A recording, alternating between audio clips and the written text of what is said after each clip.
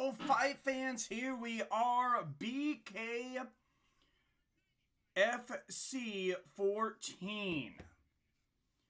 Bare knuckle boxing, guys. We have about 10 fights tonight. We got 175 pounds. We got a female bout, Britain Hart versus Randine Ekholm. Co-main of Jake Bostwick versus Tyler Vogel at 185 pounds. Bostwick is a ripped dude, too. Main event is the 155-pound World Championship. Lou Palomino versus Jim Ehlers. Guys, this should be a great one. Chris Lights Out Lytle there for those of you that are MMA fans, UFC fans. I'm sure you remember who Chris Lytle was. He was in some of the greatest matches in MMA history, at least as far as entertainment. I mean, this guy had the heart of a lion. Always in a war. I mean, I would compare him to like an Arturo Gatti of MMA. I mean, he's just one of those guys that was, always brung it. Always in a great fight. Let me know how the sound is tonight, guys. I think I figured out the issue that we had on the last stream. I've said that before, though.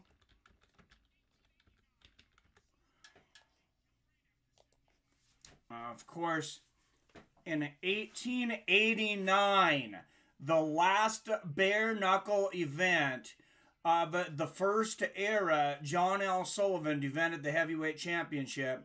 After that, in 1889, they brung in the gloves. The original was a 5-ounce kind of crude piece of leather. Of course, they've advanced since then, but Bare Knuckle FC has... I mean, they've went back in time and brought back something literally from the 19th century, the 1800s, and whatever you think about it, it is action-packed. 5 2-minute rounds. That's what these guys fight for, and it is absolutely it's all action. It's 10 minutes, and it's just boom, boom, boom. Once the fight starts, there's not a lot of time in between fights. There's Davian Green warming up in the back. Of course, boxers and MMA fighters alike have filled the Bare Knuckle FC roster to this point. Paige Van Zandt, she is in the crowd. And her husband, Mr. Van Zandt, otherwise known as Austin Vanderford, who also fights for Bellator, is in the crowd. And she is signed with Bare Knuckle FC. She's got a fight scheduled. And she is a beautiful lady. And that's one of those things it's like, Say, I like Bare Knuckle. You look at a beautiful lady like that, and it's like, man, I don't know if I really want to see her I don't want to see her get her face cut up. Hopefully the defense is great, but man, that one kind of mystified me. And I believe she signed a pretty long contract, Paige Van Zandt, for those that don't know, though. Before signing with BKTV, she'd been a little critical of the UFC. She didn't sign as a free agent. I don't know if they offered her a contract. Each bout tonight will be 5 2-minute rounds. 3 judges score on a 10-point must system. Hand wraps at least 1 inch below knuckles. So what's the deal on that? I said, you say bare knuckle, they hand wrap. Well, this stupid commission, they decided that they got to have something on the hands. So what they have is like a little bracelet on the wrist. There's nothing on the knuckles. I guess it makes them feel better. Lorenzo Hunt, 6 feet tall. Davian Green, 3 inches taller at 6'3". Both men weighed in at 200 pounds. Davian Green with a 5-inch reach advantage, 80 inches. And guys, this is not an octagon. This is a round cage. It is small, and I mean, you have no choice but to fight in a phone booth. Now, some MMA fighters have done better than former boxings in this because of you're allowed to hold and hit. And boxers, I mean, when they hold, they're looking for. You guys know, you don't like to see holding in a boxing match because that's when the guys get tired usually. They're looking for a rest. No. In this, they can hold and hit. Davian Green says we have something in common apparently, undefeated in street fights. Just kidding. But Davian Green, he's a cocky SOB, and remember, you know, when the UFC first started, there was a lot of guys that were like, I mean, they either had some practice in like one art, or they were just street fighters. And that's what Tank Abbott was. He's like Tank Abbott for a long time. He goes, I come out, I say I'm a pit fighter. He says, I gotta let you guys know, there's no such thing as pit fighting. He goes, I'm just a street fighter. I fight in bars, and now I get paid to fight in a cage. Green for the KO. What's up, Dante Mac? Timothy Johnson in the house.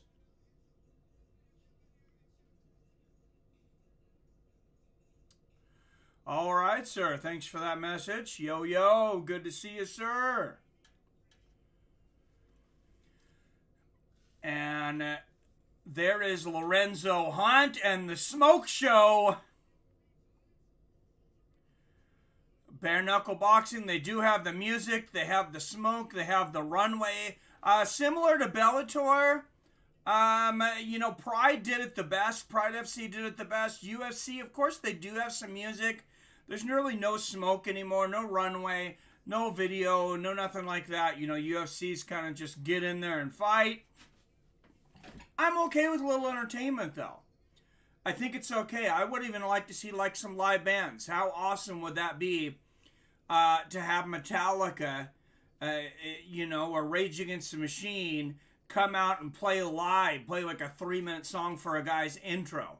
I think that's just synergistically, I've always thought it was a natural fit, and I think eventually we're going to get there to where, and we have a few times, but eventually I think you're going to have a lot more live music, and you're going to have like live bands. It's like 3 minutes to get down to the cage. They gotta put the Vaseline on them. They gotta check their hands. They gotta, you know,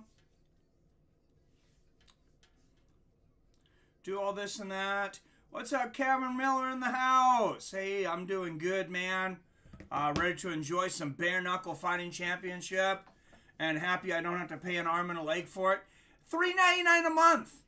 $3.99 a month. I'm not even tempted to go out and find some kind of crazy illegal stream that will fill my computer full of viruses for $3.99 a month. UFC just signed its very first internet drawer, Michael Chair. What's he doing on Twitter? What's up, Chris Jackson in the house? All right, Dante Mac, thank you. I hope you put in my promo. Did you put in my promo and get your first month free? Also, when you guys do that, I do have to tell you, just like with all sponsors, I receive monetary or a material compensation through Bkfc.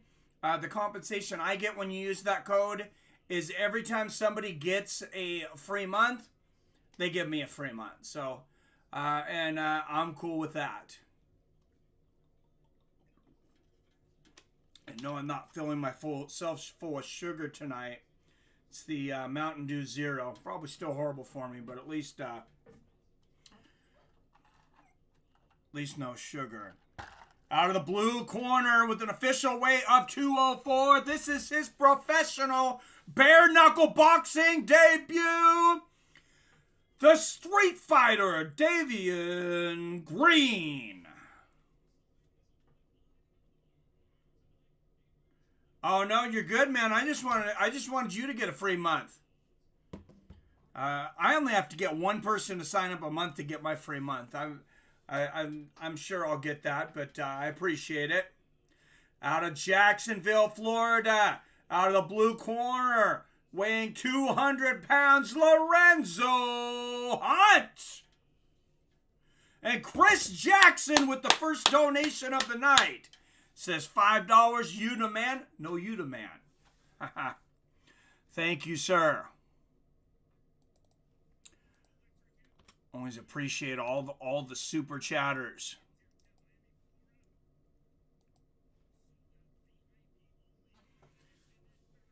Mad respect, Chris Jackson. What's up, Darren R? Here we go! And oh my goodness. Hunt coming forward with a combination right out of the gate.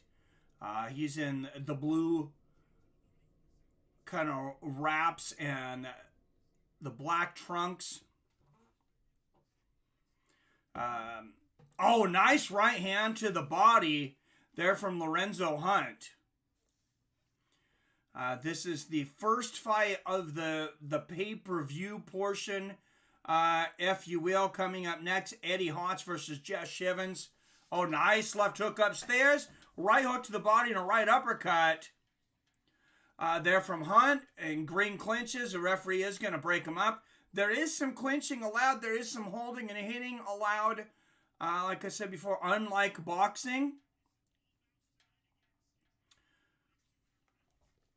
Oh, wow. Beautiful left hook to the body there from Hunt. And they are swinging back and forth. Nice right hand to the body there from Hunt. Green, like we said, making his debut. Said he's undefeated in street fights. Oh, straight right and a left hook. There from Davian Green. Good to see you, Darren R. in the house. Coming down to the last seconds. We had a bunch of people in here at the beginning, guys, like 40-some people. I'm guessing they thought I was going to try to lose my channel by actually showing the fights. Oh, big 1-2.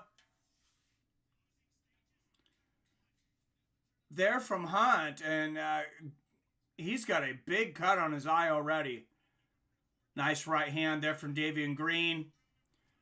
Oh, wow. Oh, wow. Those are some hits after the bell. Davian Green lands a right hand after the bell, and Lorenzo Hunt says, "What's up?" and hits him again about 5 seconds after, and he has a huge gash on that eye. And I've always been for an eye when it comes to fouls. I'll be honest, and surprisingly, I haven't gotten a lot of crap for it on here.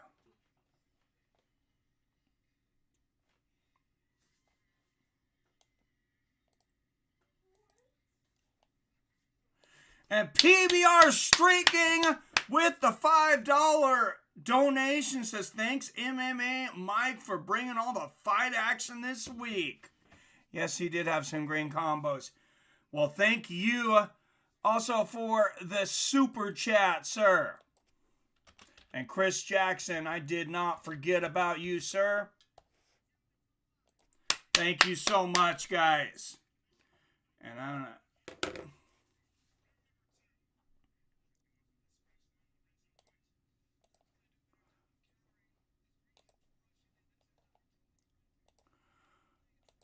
All right, guys. Round 2 of this first fight. 205-pound limit between Davian Green and Lorenzo Hunt. What's up, 7 in his house?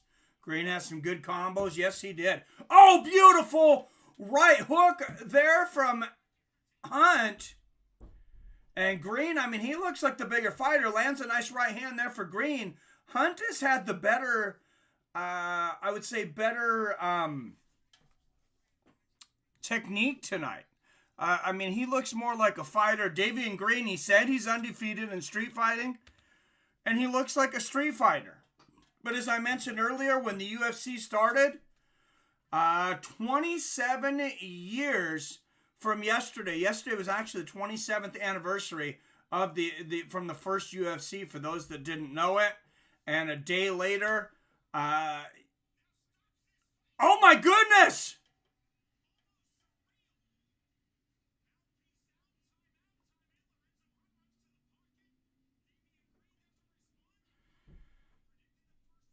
This fight is over.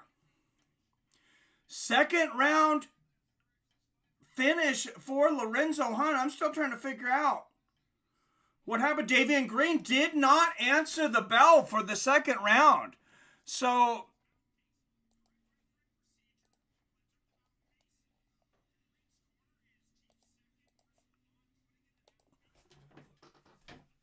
that is really strange. I believe Davian Green has quit in between rounds. Yes, he did.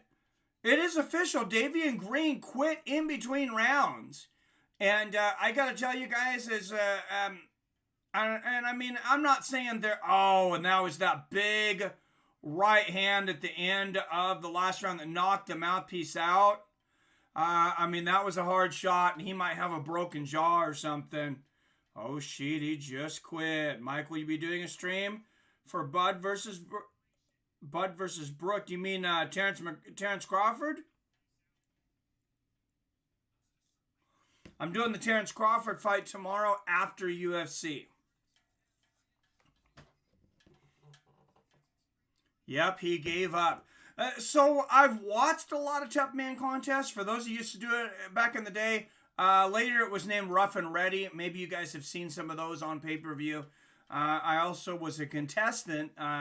This was back in my mid-20s. I'm 42 now, but I was a contestant in the Tough Man contest. And you would see guys just quit after a round. And, I mean, 49 seconds of round 2. So it was technically 49 seconds. Davian Green, he just got hit with the right hand and giving up it's interesting. It's like a medal. It's not a participation medal. He won. Pride did something similar with the trophies. And they give him something. I don't know how I feel about the medal, but, in judo tournaments back in the day, that was a big thing. I got a medal for... in my first judo tournament that I was ever in. I got a medal when I was 16 years old. Still have it, actually. Everyone has a plan till they get punched in the face. What's up, J-Dig? So probably definitely the most memorable moment for me in Tough Man, outside of when I was actually fighting. And you got to know these guys. I mean, there was actually a really good camaraderie between these guys in fight week, because you would fight several times. It was a tournament. You fight several times for 2 days. And I would like to show up at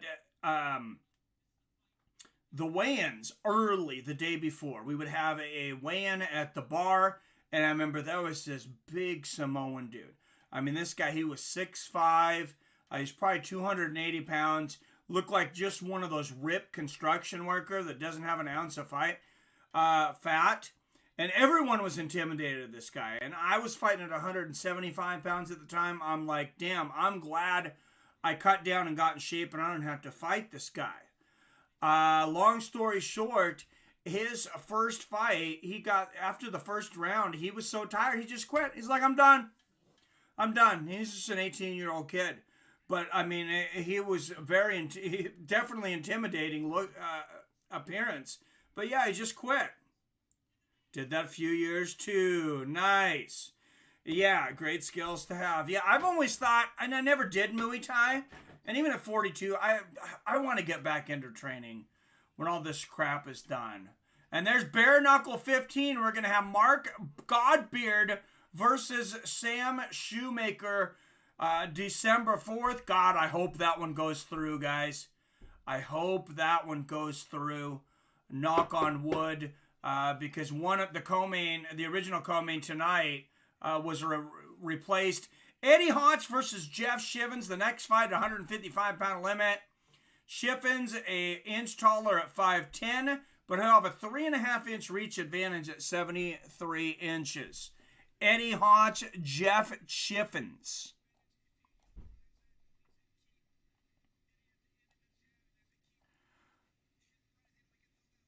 Probably Shivens, actually. I'm not sure. I apologize to Jeff.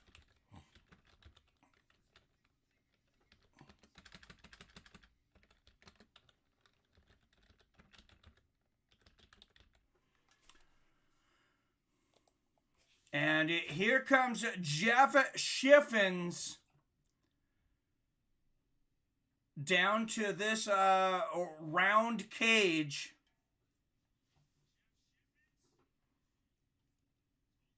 Making his way down. Wow. I wish you guys could. If you're not watching this live, you have to see this later. I'm not sure what. I'm trying to figure out if it's a cow mask or a goat mask. It might be a goat. I'm not sure. But this is interesting. You can't see his face yet, and he's wearing. That's a pretty good mask. I don't know how well he can see out of it. He might need some help. And there he takes it off. Of course, he's going to have to get with the commission and, make sure he doesn't have too much Vaseline on him. Check to make sure his hands aren't broken before they start the fight. Things like that. PBR was in a professional fight myself. Was married for 11 years. Oh my goodness, that is hilarious, sir.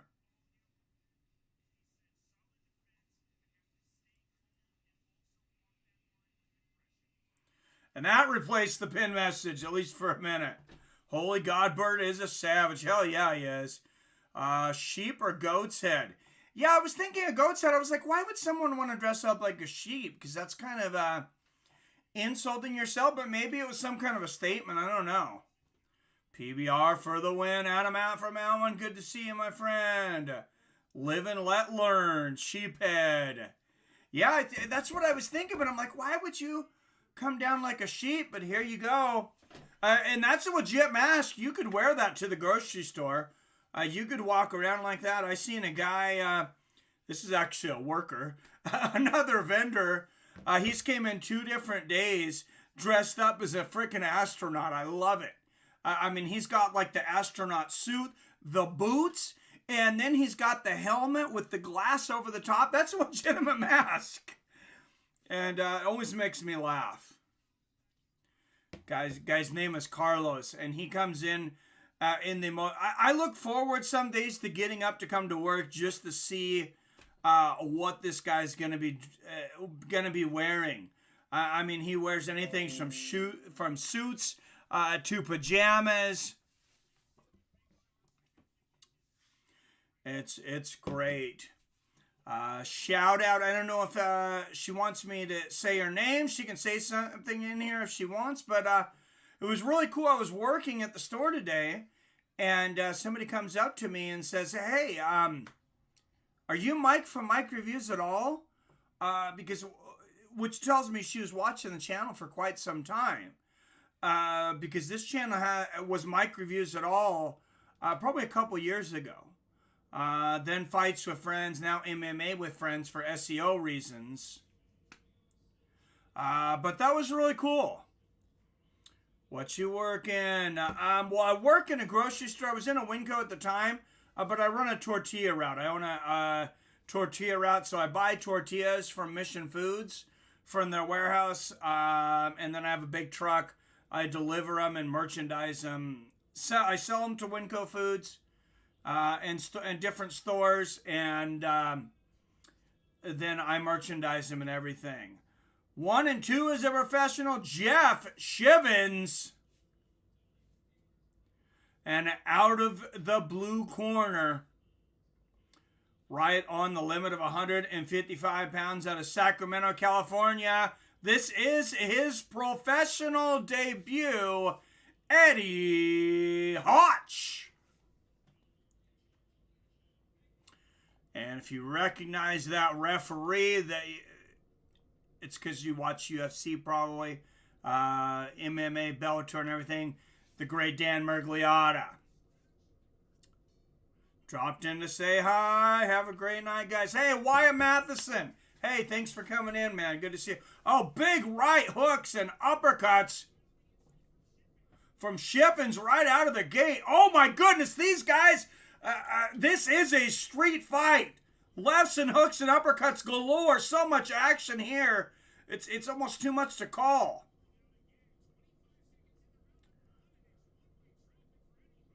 Wow. Big combinations here from Shivens, and Hotch looks lost right now.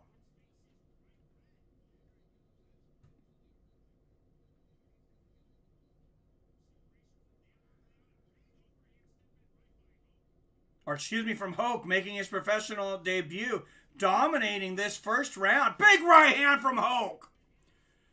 Wow, what a way to make a professional debut. He is unloading. I feel bad for Shivens right now. Uppercuts and hooks and the head movement. Big left hand to the body, and there's a right hook to the body in a combination. I mean, I don't remember Eddie Hoke from what he was in before, but this guy's obviously got some legitimate skills. Nice right hook to the body. Combination upstairs. And their hands are so fast.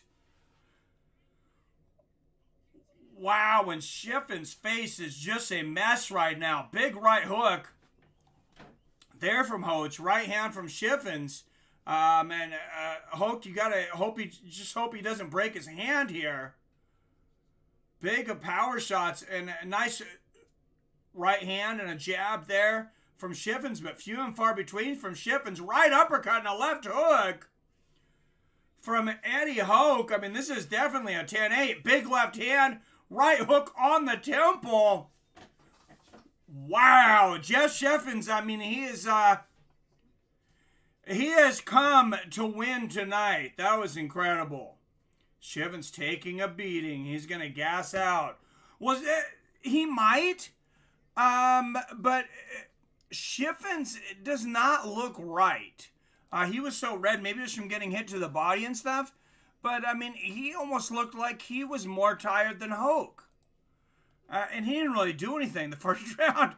Maybe he is. Maybe he's playing Boston, though. Maybe he's waiting for his opponent to gas out. But what a painful way to wait for your opponent to gas out. Man, uppercuts and hooks galore. Does anybody know what Eddie Hoke did before this? I wasn't able to do the research. Oh, my God. His face literally looks like a horror movie. Wow.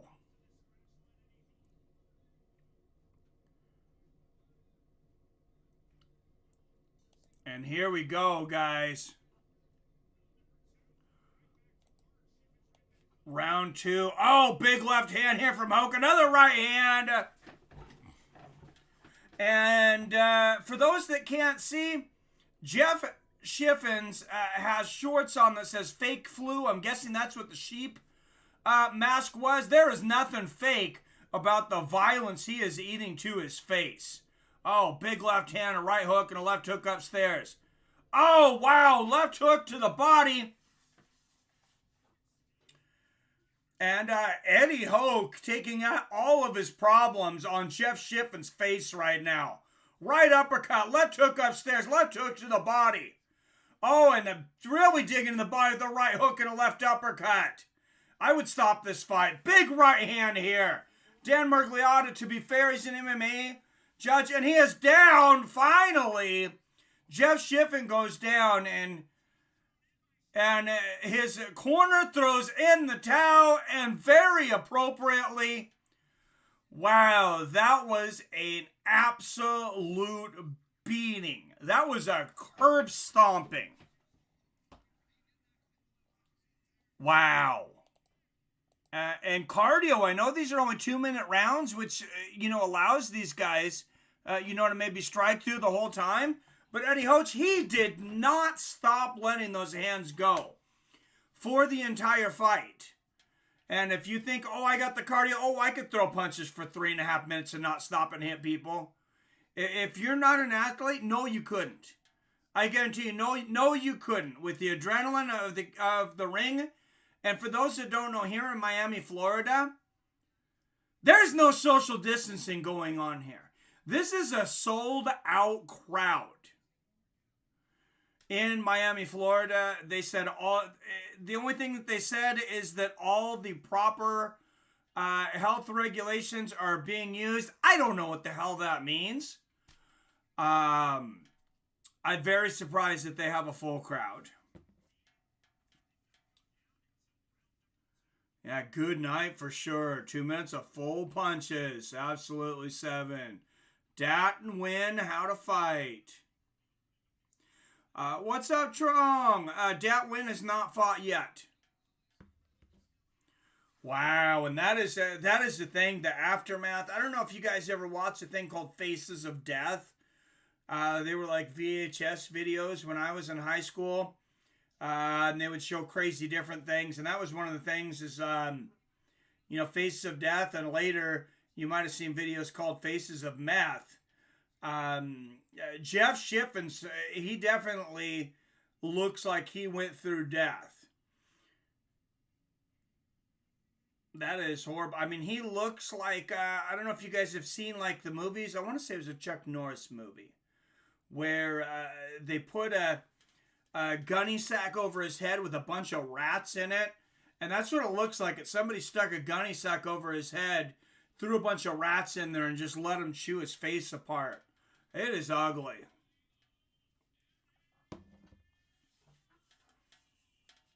Eddie Hoke is the winner. 1 minute, 1 second of round 2.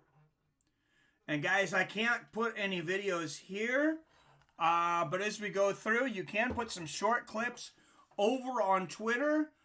So if you haven't seen, I'm going to start recording little bits of highlights. And I'm going to post them to my Twitter. If you're not already following me over there on Twitter, it is Seattle Mike at Fights W Friends.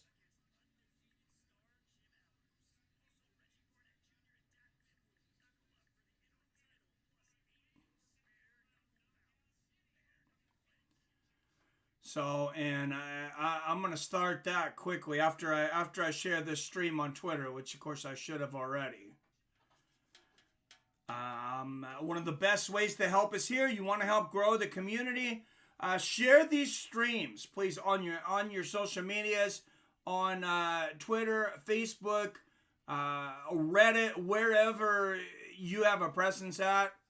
I appreciate it. And guys, go to bareknuckleshop.com, enter promo code Bkfc14, and you're going to get a 50% off tonight only off a Bkfc 14 official shirt. I got to remember to do that. I want one of those shirts.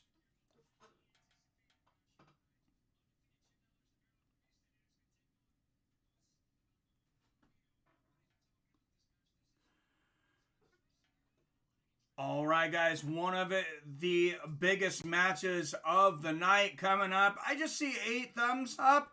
I don't know if maybe I'm not seeing that correctly, but if you guys could pop that thumbs up a few more times for me, get us up in the algorithms, I would greatly appreciate it. Faces of Death was awesome for its time. It was crazy, man. I mean, for those that don't know what it is, I mean, there were rumors that maybe some of it was fake and stuff. Some of it definitely wasn't. And it was things that you would only want to watch maybe if you were in high school. Maybe not. Maybe you weren't that sick in high school. It was like people getting ran over by trains and shit. This was, of course, way before YouTube. And if you watched Frank Mir's daughter fight a couple weeks ago, I was pretty impressed with her only being 17. I didn't even know she was fighting J-Dig. Where's she fighting for? Is it boxing or MMA? I'm interested in that.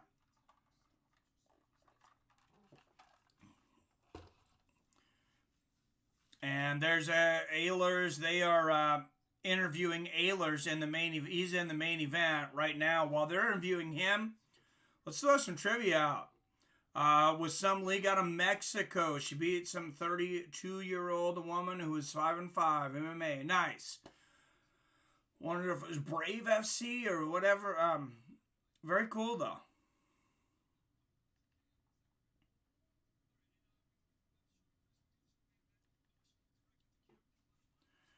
All right.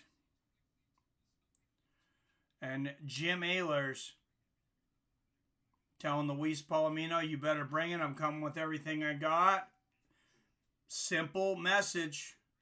And let's throw some trivia out there, guys. Everybody refresh your browsers.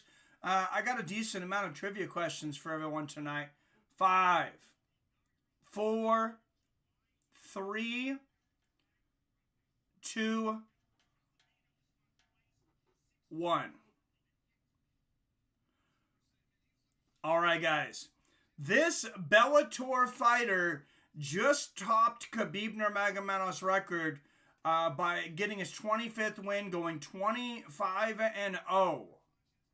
What Bellator fighter just went 25-0, and he now has the best record in MMA? It is not Pitbull. I believe Pitbull has 4 losses.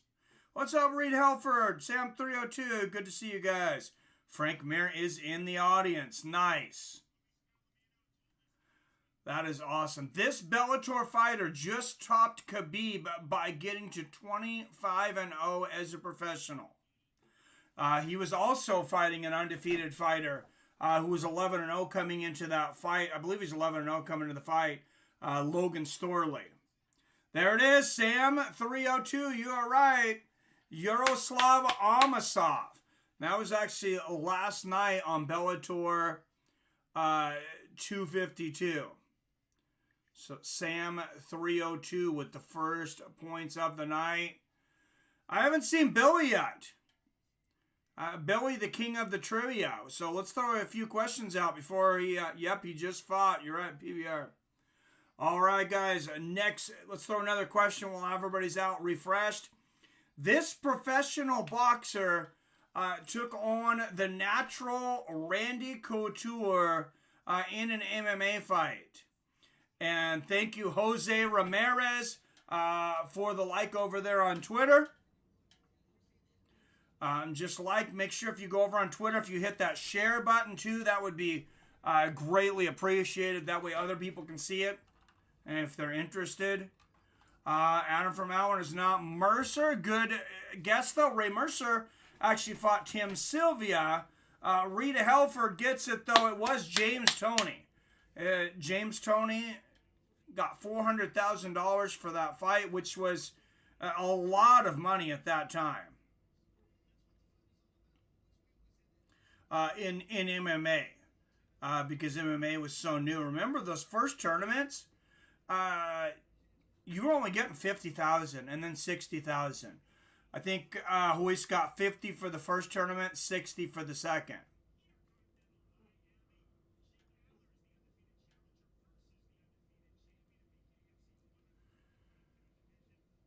All right, guys. Jared Grant and Christopher Johnson coming up next. 135-pounders. Jared Grant an inch taller at 5'7". But Christopher Johnson will actually have a 4-inch reach advantage at 71 inches.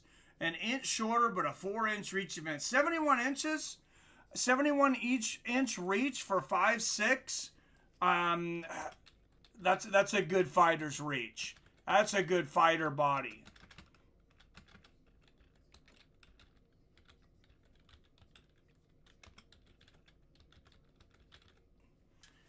Jared Grant versus Christopher Johnson up next. And Chris Johnson first, making his way to the cage. Says top-notch fight team. Made his professional debut in November. And guys, just to let you know, on that Bare Knuckle TV app, like I said, if you use my code, you're going to get the first month for free. It's only $3.99 a month. And you can watch every single Bare Knuckle event that they've had so far.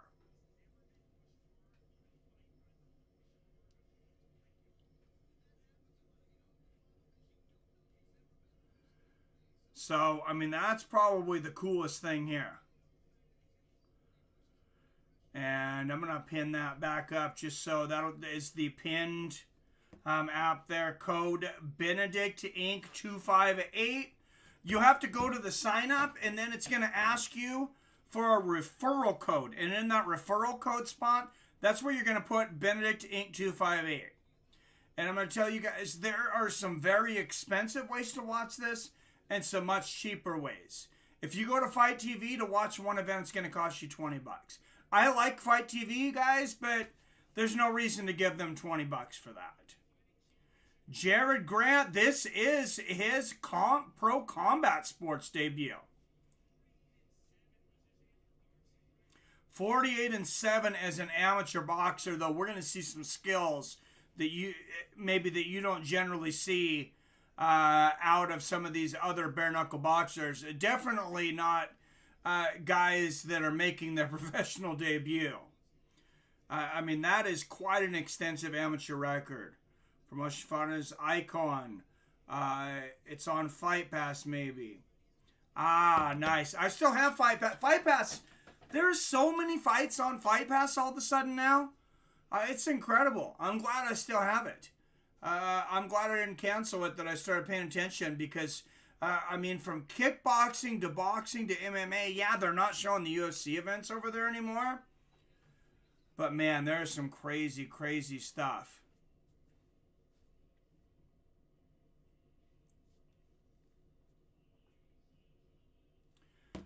All right, guys, here we go. 5 rounds, 5 2-minute rounds in the bantamweight division, 135-pounders. Bare knuckle boxing. And first, out of the red corner,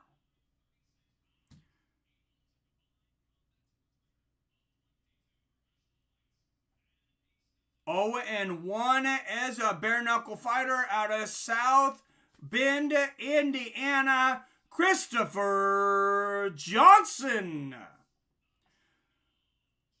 Live and let learn. I got Jared Grant. Yeah, Dante Mack, definitely putting my money on him. He's got the skills to pay the bills, I believe. Fighting out of Miami, Florida. He is 1-0 as a bare knuckle fighter. Out of Miami, Florida, Jared Grant. This is going to be good. Yeah, this is one of the ones that one of the fights that everybody was really looking forward to this week, especially, I mean, guys that come in with this kind of pedigree are few and far between in the bare knuckle boxing world. I mean, of course, we've had Palomino, Najee, Artem Lobov, a couple other good guys. Oh, nice right uppercuts from Chris Johnson. Shots to the body and uppercuts. And there's a big right hand from Jared Grant. And that's what I love about bare knuckle boxing, is how much action that you can see in 10 seconds. It's the most action-packed sport maybe in the world.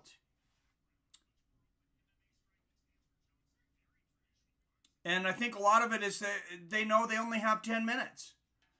5 2-minute rounds. It's like boom, boom, boom. You don't have time to screw around.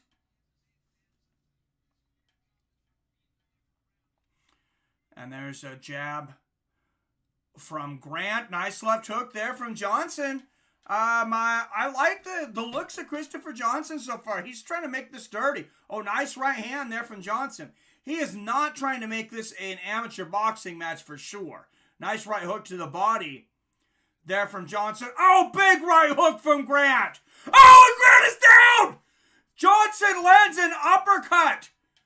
And Jared Grant is down. He puts a thumbs up, but wow. What a surprise here in the first round, and his nose is split open. Good jab here from Jared Grant, and Jared Grant just realized, holy shit, this is not amateur boxing. 47-6-7 as an amateur boxer, his second fight in bare knuckle boxing, and he's already faced the canvas. There's a jab there from Jared Grant. Couple of body shots there from Christopher Johnson. I don't know what combat sports Christopher Johnson's fought in. They just said a veteran of 22 combat fights. Oh, nice. Right hook and 2 right uppercuts from Johnson. And he puts Grant through the ropes there. I don't think they're going to call it a knockdown. They could have, because I believe the ropes held him up.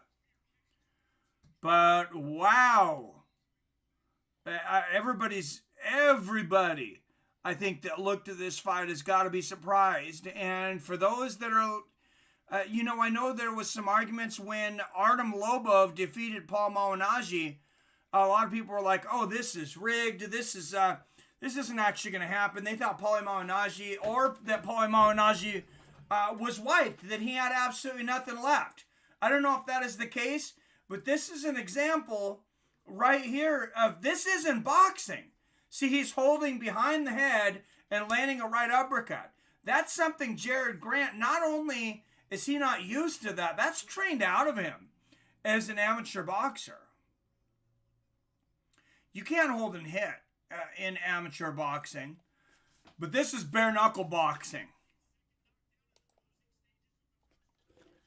Like I said, maybe the fastest and most violent sport on the planet today. Grant's scared now. He's got some cool shorts, though. Grant needs to keep some distance, get hit in the clinch too much. Paul Felder made weight on 5 days' notice. Damn, what a stud. Paul Felder taking that fight on 6 days' notice. Or 5 days' notice, so he said. And Grant trying to slow the tempo down, lands a straight right there. I mean, he definitely does not want to fight at that the same kind of fight that he fought the last round. A nice right hand there from Christopher Johnson. And see there, Jared Grant, he holds, he clinches to break, but he doesn't hit in the clinch. Good jab there from Grant. Of course, a 10-8 round in that first round, though, for Christopher Johnson, should this go to decision. It doesn't seem to me, I haven't watched all the bare knuckle events, but doesn't seem like a lot of these go to decision. Nice right hook to the body there from Jared Grant. And Jared Grant doing a good job really slowing the pace down here in this round. Good jab to the body there from Grant. Straight right from Johnson. Oh, another good jab there from Johnson. Oh, big right hand there from Grant. Another right hand in Johnson. Wow, the ropes might have held him up there. He went flying. And there's a right uppercut to the body and a right hook upstairs. Another right uppercut from Jared Grant. Left hook to the body. Right hook left. And this is boxing. Left hook and he is down. Christopher Johnson is down.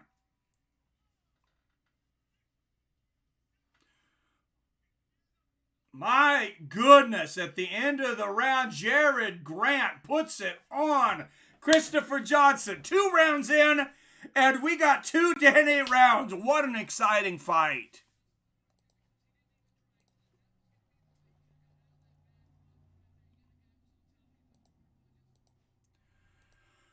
I don't know what jurisdictions or how many states are going to legalize this, how many commissions are going to go with it. But guys, bare knuckle boxing is the real freaking deal. And I think these 5 2-minute rounds I think it's a big part of the magic. That and the small ring. I think those 2 things might be as big as the bare knuckle part of it, to be honest. Because if you put 4-ounce gloves on these guys, or 2-ounce or something, I'm not sure it would make a whole lot of difference, but God, they have hand speed. Pulse Reloaded in the house. Good to see you, sir. And a back and forth battle here. Like I said, Christopher Johnson dominating, flooring Jared Grant in the first round. Jared Grant coming back and flooring Christopher Johnson in the second. Johnson comes back with a big right hand at the beginning of the third. And we'll see if Christopher Johnson tries to go back to that fast, wild style he put on. Oh, and there's another right hand from Jared Grant, and he is down. And he is holding his head, and this might be over. And the towel is thrown in, and it is all over. Jared Grant moves to 2-0 in bare knuckle boxing. Once he was able to get the right distance, those 53 amateur fights are really paid off, I think.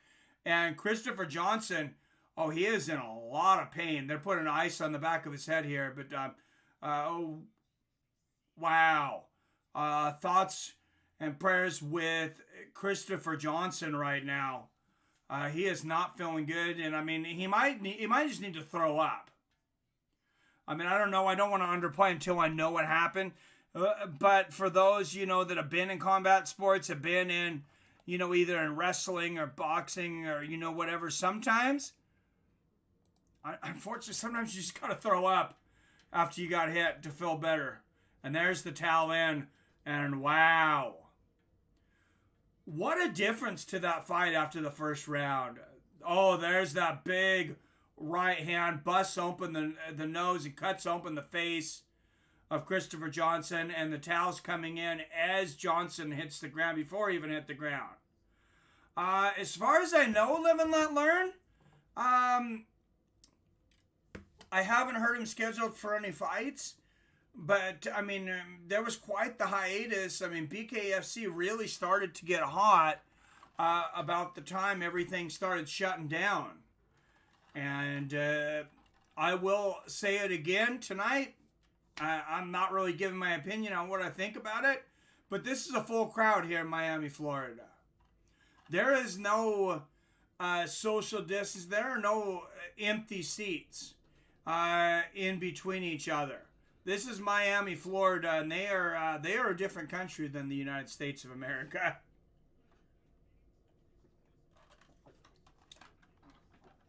A lot of people say that there's 50 states in the United States. I say there's 49 in this country that tries to associate themselves with us called Florida.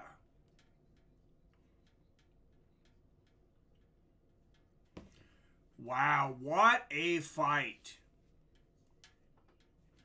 And there's a lot of wildness. I like the rawness to a lot of it, but it was really cool also to see, how is a young pinpoint accuracy boxer, a guy that really knows how to throw these strikes, gonna do. And we seen he had some hiccups in that first round, but Jared Grant TKO 24 seconds of round 3. And, I mean, he earned his purse tonight. Both guys did.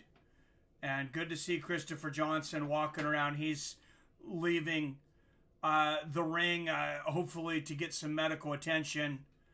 Seems to be feeling better, though. He's certainly going to need it because Jared Grant put him through the ringer. Oh, and you see that jab? That put him cross-eyed just in the jab. And the straight right there. Wow, and there's a right-left hook and that right uppercut. And there's a big difference between, a guy who's making his bare-knuckle debut and has some street fights, throwing a hook or an uppercut, and a guy who really knows what he's doing. The guy's got, like I said, 47-6 as an amateur professional fights, because when you put all of your weight and you pivot in to those shots and you don't have gloves on, man, you can really put some hurt on people.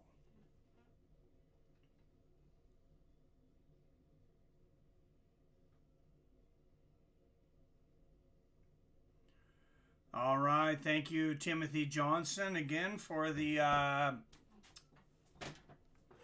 don't forget Jesus moment. I would have went if they came to Tampa, Florida, and yeah, Florida is wild. We shut down for like 2 weeks, but that's it.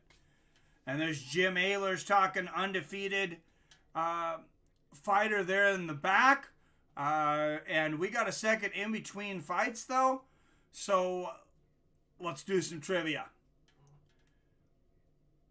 Refresh your browsers and 5, 4, 3, 2, 1.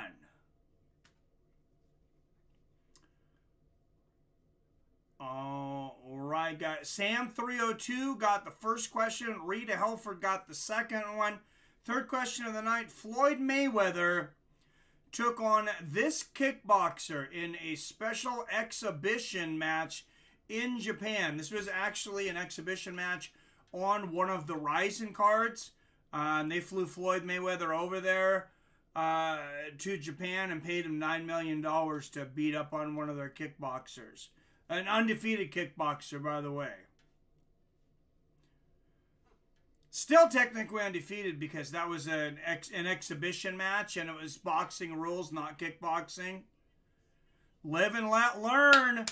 You are correct, Tenshin. It's Tenshin Nasukawa. Live and let learn. Got it. I have Google. Thank you.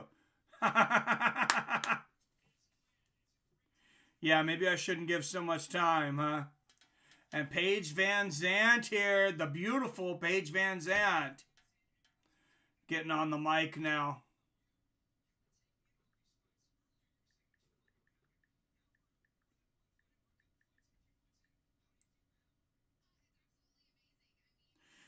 If you don't know it, I mean, I can't see you, but I would ask that you give people some time before without Googling it.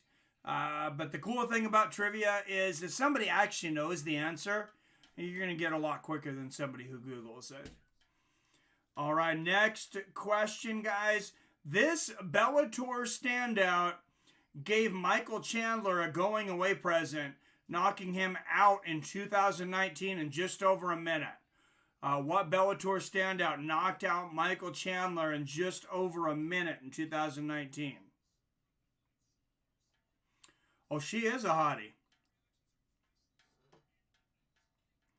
She is there with her husband, though, Donnie Mack, and he is an MMA fighter. So, maybe wait till he goes to the bathroom. I don't know.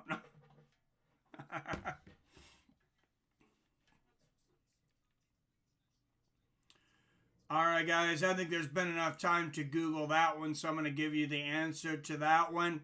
Patricio Pitbull. I believe it was May of 2019. Sometime last year, Patricio Pitbull knocked out Michael Chandler in a minute and 1 second. And whenever Patricio's contract comes up, I'll tell you, Bellator, they better back that truck up full of cash if they expect to keep Patricio around. It's going to be very difficult. I don't know what the UFC gave to Chandler, but I'll tell you this, Patricio, he's better, he's worth more, and he could challenge for the title. I think he could compete with possibly any lightweight in the UFC. I think he's right there. I think he would jump right into the top 5, if not the top 3 out of the gate. I don't feel the same about Michael Chandler. Respect given. If I was to go down the rankings, he's probably 6 or 7. Maybe even lower, but I don't think I'd put him any higher than that. All right, guys. Next question, trivia question. Nobody got that one, but Paul Felder was semi-retired before getting the call to fight RDA last Sunday. He lost his last fight by split decision to this fighter. Yuli Diaz versus Donale Benedetto next.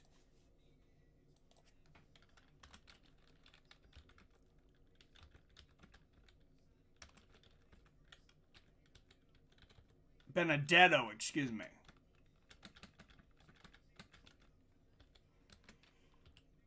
Versus Yuli Diaz. 3 inches taller is Donale at 6'1". He's 6 pounds heavier at 192. Yuli Diaz will have an inch reach advantage at 73 inches. What's up, Walt Liquor? Haven't seen you in a while, sir. Good to see you. It was not Kate or Dan Hooker or Edson Barbosa. I forgot. Right? It was Dan Hooker. That was his last fight. And I'm going to give it to Reed. Second answer of the night for Reed.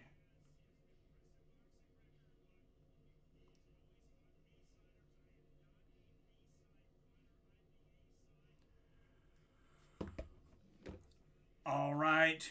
And Donale Benedetto making his way to the... That is a specimen of a man. Wow, they're right there at the light heavyweight limit, just under. Right in the 190s. But, I mean, he looks like a damn beast. He don't look like... He looks like he could be a heavyweight. I don't know what he cut from. Hello, Walt. Okay, you beat Barboza then. Yes, I believe that might have been a split decision as well. Hooker, Qatar is 145. Right. Hey, you never know right now who's fighting in what weight class. And that's one of the strange things. I was very surprised that, on 6 days' notice, the Rafael dos Anjos Paul Felder fight, that they're fighting at lightweight. I mean, at least give... Paul Felder's taking this on 6 days' notice. Can you at least let him walk in at weight? And Yuli Diaz making his way down to the cage right now. I don't recommend the hairstyle, but he definitely brings violence when he fights. 14 wins with 7 knockouts as a combat fighter.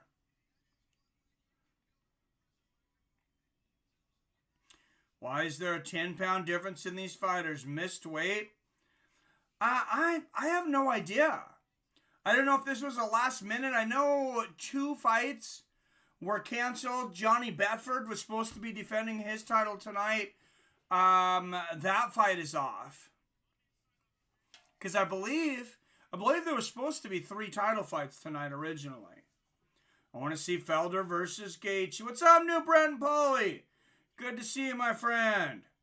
I want to see Felder. He said he was 178 because he was training for triathlon. Nice. It's going to be over fast, I think, says Dante Mack. And like I said, Tyson versus Wilder, Bkfc, let's go. I like it, Deacon. Pin that. Damn. Wouldn't that be wild?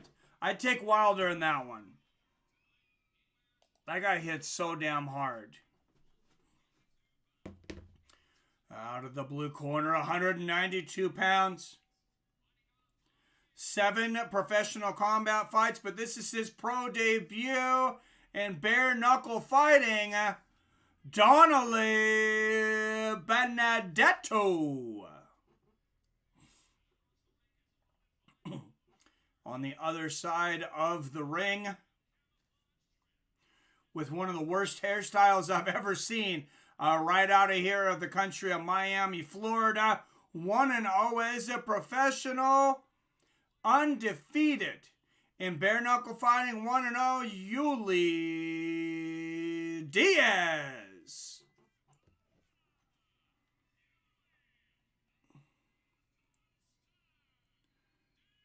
Oh, God, imagine that, Mike, for sure. And Rita Helford, thank you for the donation. $5 to the tip jar from Rita Helford. Thank you very much, sir.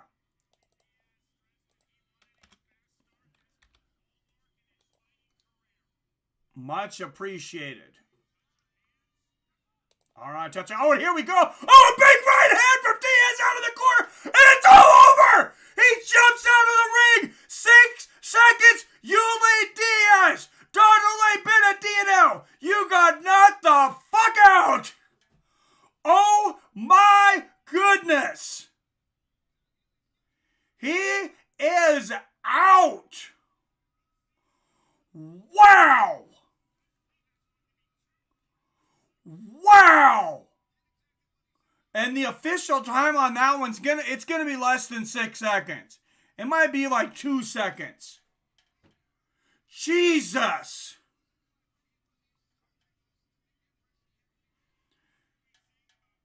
That was sensational.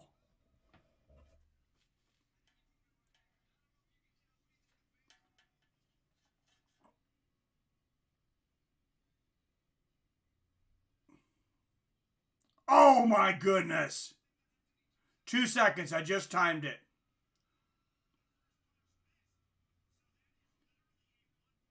Two seconds and he jumps out again. Holy Jesus. Bam! Right hook right on the chin of Donale Benedetto, and he stiffens up, and he is stiff as a board.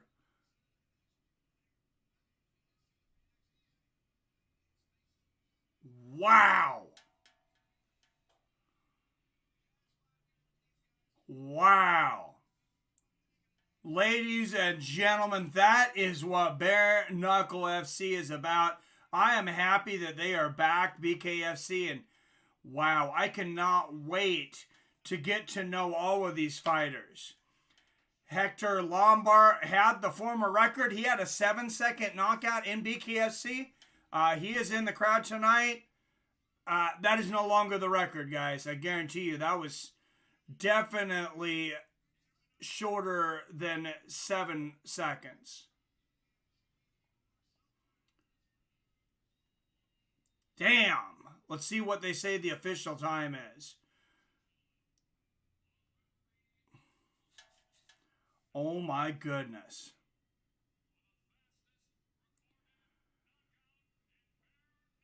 Fastest recorded knockout in bare knuckle history, 3 seconds! Yuli Diaz.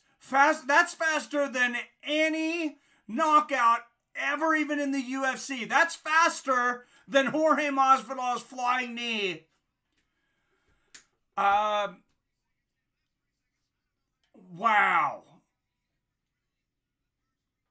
Wow. And when I timed it, I thought it was 2 seconds. Maybe I missed something. Wow, guys.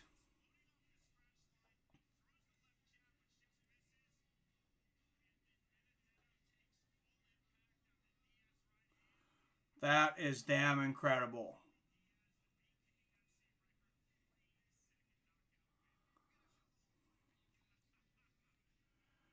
Boom! Right hand, right over the top. And guys, I will be posting this to my Twitter here. Like I said, you can't, I might not be able to post it to YouTube, but we're allowed to post short clips on Twitter. So go to Seattle Mike, follow me, Seattle Mike at Fights W Friends, and you're going to get to see that short knockout.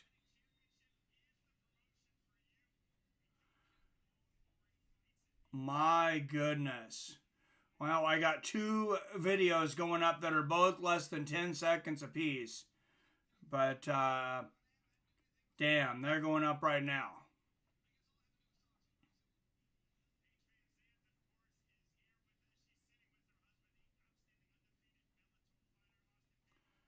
Three-second knockout for Yuli Diaz.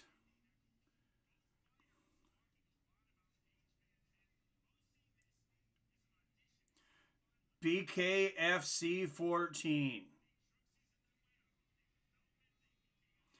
And like I said, guys, go to bkfctvapp.com. It's $3.99 a month, and you're going to get a free month just for knowing me. Just for saying my name. Type in Benedetto Inc. 258.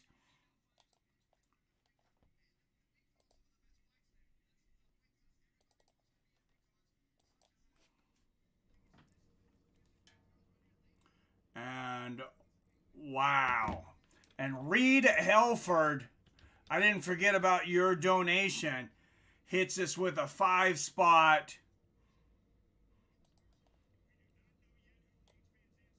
in between the breaks. Reed Helford. Thank you, sir. And the Super Bowl this year is actually set for Tampa. I did not realize that, so maybe it's probably a full crowd. You crazy SOBs over there. Ulysses Diaz has a significant criminal record. Oh, well, that was assault. What he just did to Donale Benedetto. That was not a fight. That was assault. That was he practiced that. He looks like he practiced jumping over a table and knocking somebody out. And speaking of Frank Mir here on the mic.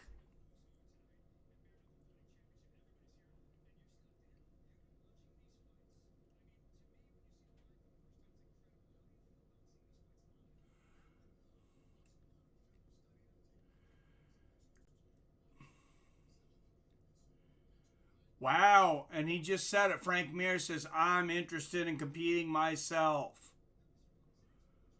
Wow. And for those that don't know, Frank Mir, I don't know if it was Bellator's decision or his, but he did not re-sign with Bellator.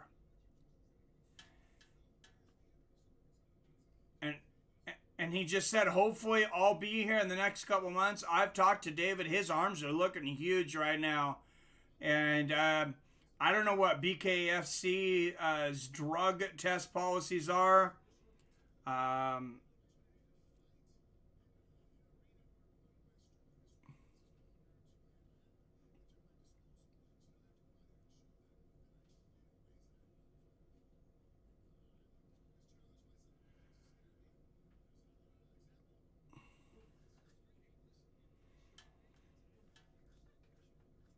But damn, wow. And if you go over to my Twitter, like I said, that knockout, it's very quick. It's just one punch. But it's over there on my Twitter now. Thank you, Santos405, for the follow.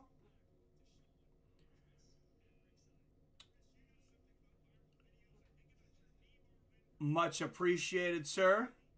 Rush Hour MMA, thank you for the like on that tweet. I don't know if you're in here on this, but much appreciated.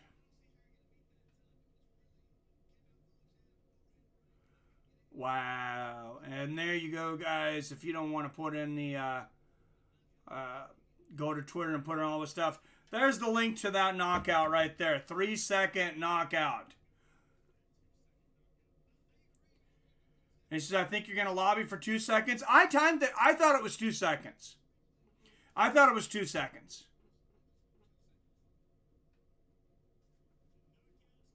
And jumps right out of the cage or ring. And like I said, I mean, I was only partially joking when I said it looks like he practiced jumping over a table like that and knocking somebody out. Because Ulysses Diaz, he jumps and lands that right hand and then jumps out of the ring. And now they are interviewing Ulysses Diaz.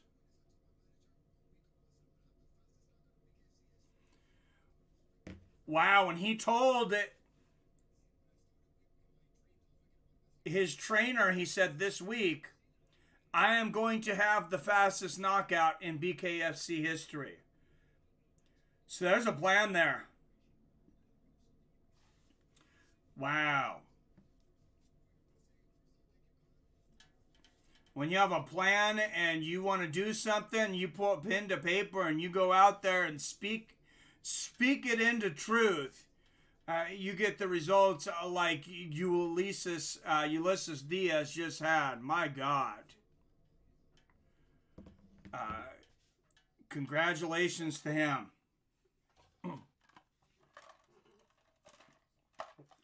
And he's got a list. That is the first time I've seen someone with an actually written list of all the people that he's saying thank you to. But thank you, Nuka-Cola. Good to see Nuka-Cola in here right now. I see Nuka-Cola liked this over on Twitter. Thank you for the retweet, Rush Hour MMA. Thank you for the likes, Damo, Rush Hour MMA, Nuka-Cola, and Corley de Zion.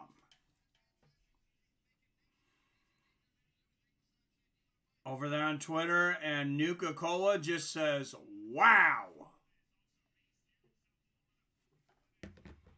I mean, how are you going to outdo that? That was worth the price of admission. That was worth, if I paid $19.99 for this over on Fight TV, that's worth the price of admission. $4. $4 a month. That's all this costs. And they're having another event next month.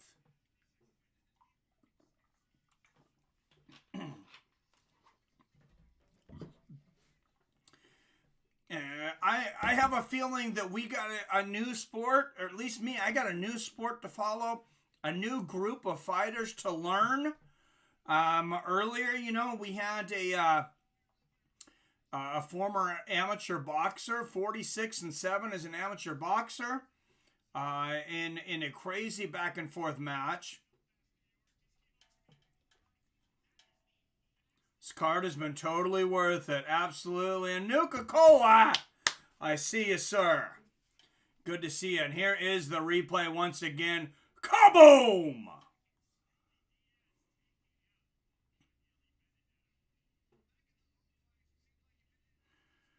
And if they show that again in the slow-mo, oh yeah, they're going to show the whole damn fight.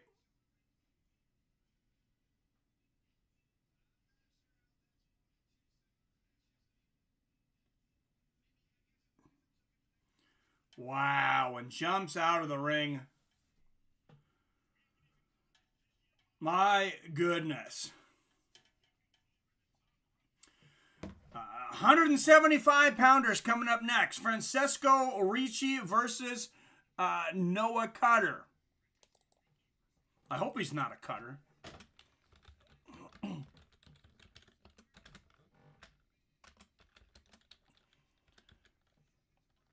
5-inch reach advantage for Francesco Ricci. 78-inch reach.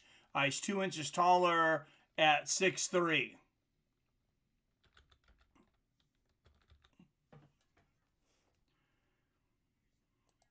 And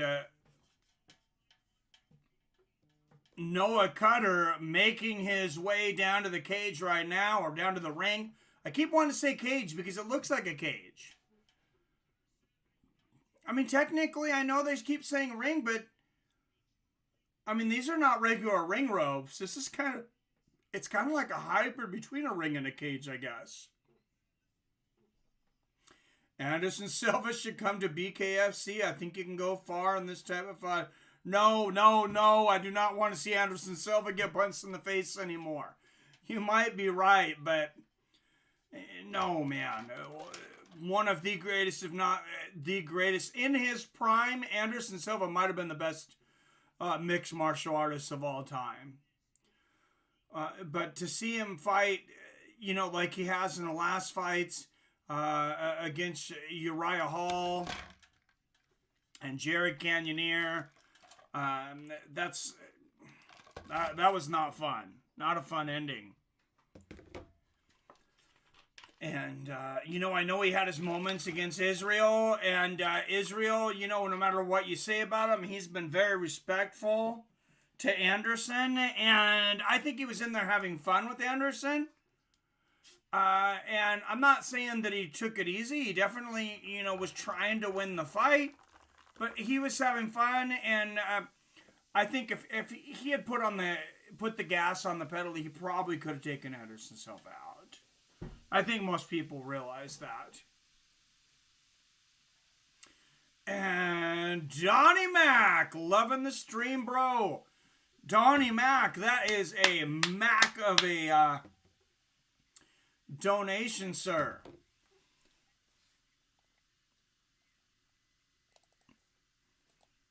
Thank you. $10 donation in the pot, bringing us up to $25 tonight. Thank you very much, sir.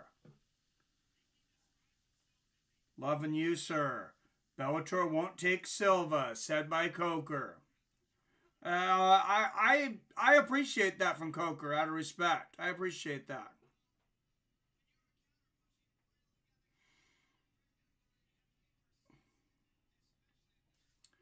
Yep, and Snake Plissken giving the love there to Dante Mack.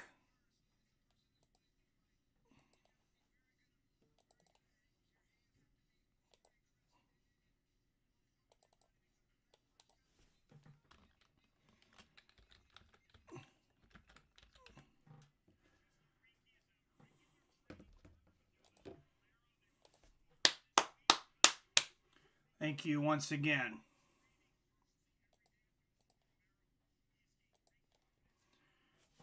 And wow, Francisco Ricci's he's been sparring with Yoel Romero. That is, my goodness. That sounds hazardous to your health. Damn.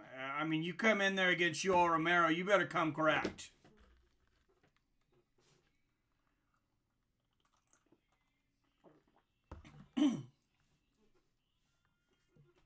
All right, guys. Punching in the clinch is allowed. No 3 knockdown rule. No submissions, but there is holding and hitting. 5 2-minute rounds in the 175-pound division.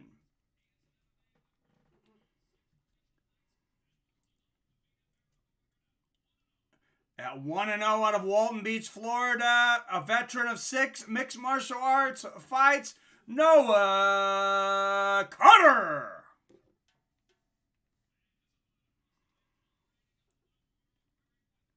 And across the ring, out of the blue corner, he is also undefeated, 1-0 out of Fort Lauderdale, Florida, Francisco Ricci.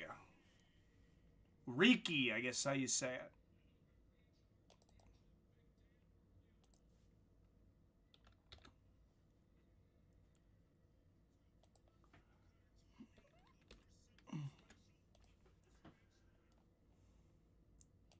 All right, and Noah Setter said to look for something special off of the scratch line, which that probably means he's looking for a knockout.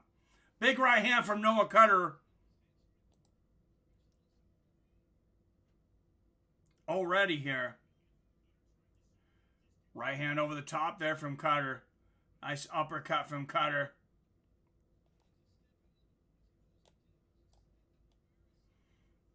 Oh, wow. Nice left hook. Good left hook up top and to the body there from Ricci. Oh, you could hear that right hand from Cutter. That was a thud. Oh. Oh, big shot from Cutter and Ricci is down.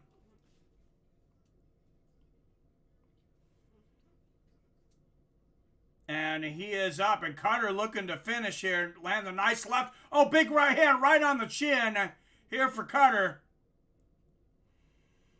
Is there a better last name than Cutter for a bare knuckle fighter? Big right hand for Noah Cutter. And there's a right hook. Another right hand there from Cutter. Oh, nice left for Ricci. And we'll see Francisco Ricci. We'll see, how affected he was by that shot. He may take off the rest of this round. Nice jab there from Ricci, trying to slow the pace down. Oh, big right hand from Cutter. And he is down again, and that might be it. 8, 9. He's not going to beat the count. He gets up at 9, actually.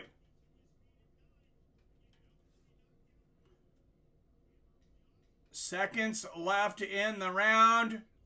Another right hand there from Cutter. He's going to try to take him out. Oh, big shots from both guys at the bell and knocks it mouthpiece out. And Cutter, wow, there's been an issue with guys landing shots after the bell, though. That was a couple seconds after the bell that Cutter hit him with the right hand. And, yeah, Dan Mergliotta, I mean, he's a veteran. He's going to go over the... Oh, wow, they're looking for the mouthpiece. It's in the crowd.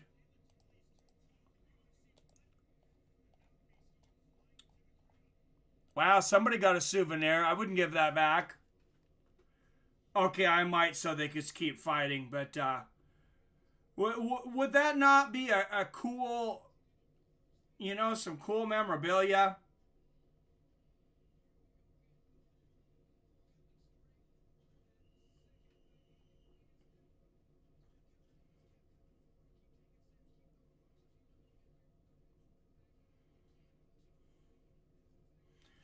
All right, and that knockdown there That's going to be over on the Twitter. I'm going to put that over there in between rounds as well if you want to see that knockdown from Noah Cutter. Nice right hand there from Ricci. Nice right hand from Francesco. 2 knockdowns actually for Noah Cutter. 10-7 round. Nice right hand there from Ricci. We have not needed the scorecards tonight. Nice right hand from Ricci. Looking to get back in this. And Noah Cutter, he's been a man on a mission so far. Big 1-2 from Cutter. Straight right from Ricci. Good jab there from Ricci. And Ricci getting a little wild this round. We'll see if Ricci's able to take advantage. Nice straight right there from Ricci.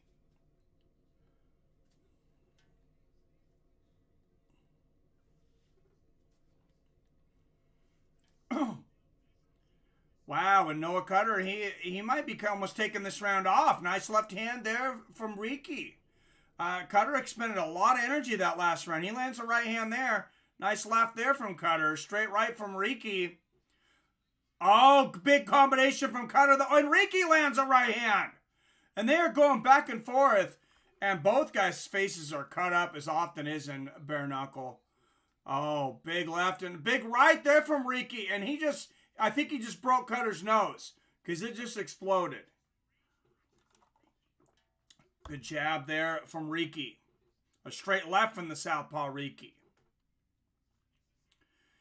And, oh, not, big right hand there from Cutter. Right hand or left hook.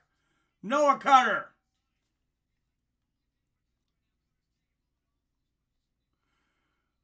Wow. And Cutter, maybe not landing quite as hard as he did the first round. But good stuff. All right, guys. Going to round 3. And I thought Ricci actually came back and won that round.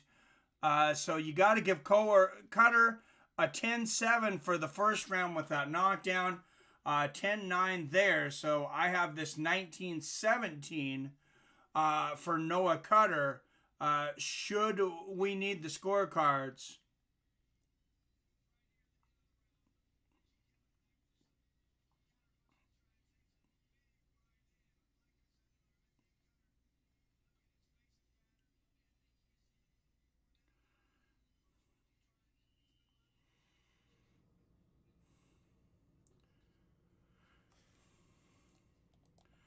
All right, guys, here we go. Round 3.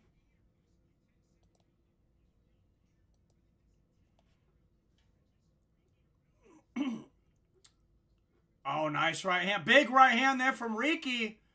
I mean, what a story that would be if Francisco Ricci's able to come back. It could definitely happen here. Oh, big right hand from Ricci. And Noah Cutter is down.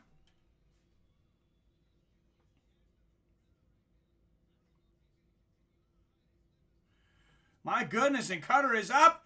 And it's all over. Francisco Ricci comes back. Wow. What a comeback. What a comeback. What's up, Internet Mitcha? Saludos de Chile. Cutter getting busted up too. Ricci recovered well. Wow. Oh, and that nose is just, I mean, it is a faucet right now of Noah Cutter. Damn. I mean, I'm a little surprised we only have, 11, 16 people in here or so right now. This is so much fun, guys. This is so much fun. This is, I can honestly say this is maybe the most fun I've had watching a card in a while.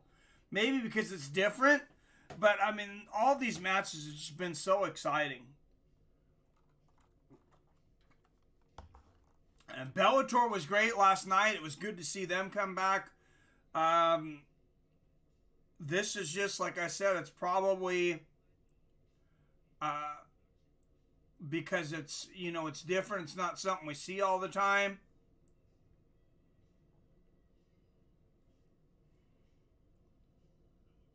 But man, and I will have that knockout.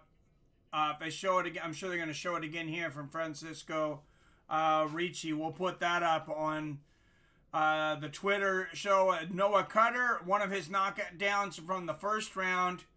That is over there on my Twitter. Like I said, Seattle Mike at Fights W Friends.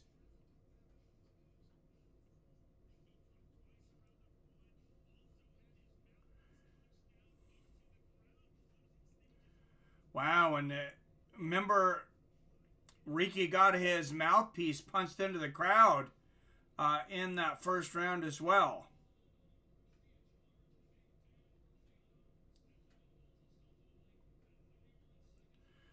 And there is the link, guys, if you want to watch that first knockdown from Noah Cutter.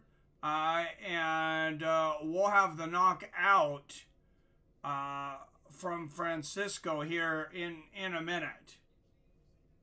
31 seconds of round 3. Great comeback from Francisco Ricci. I mean, they're saying, you know, the commentators here saying, oh, he looked great and all that stuff. He looked like shit at the beginning of this fight. Noah Cutter was dominating him. Francisco Ricci was not in this fight at all.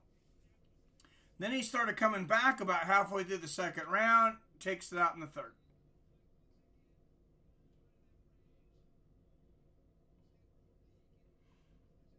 Oh, big right hand over the top.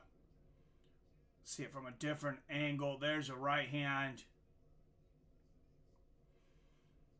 And everybody here on Twitter, make sure you check us out over on MMA with Friends as we do the fight reaction.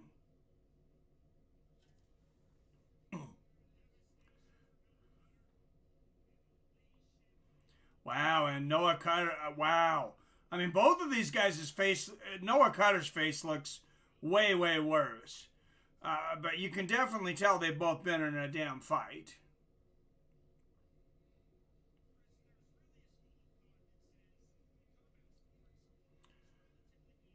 Francisco Ricci.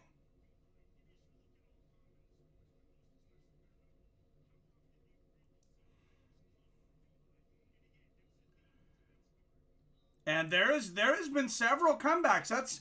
There's been a couple of big comebacks here.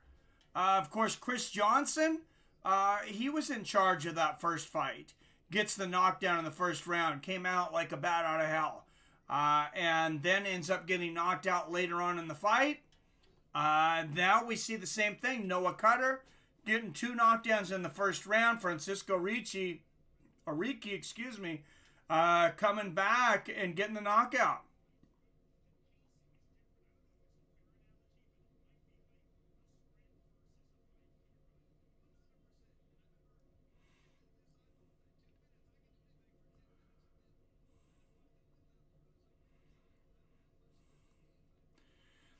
And Chris Lytle talking about how long, a couple of minutes is in that ring or in that cage. With adrenaline and everything, it can be a long damn time.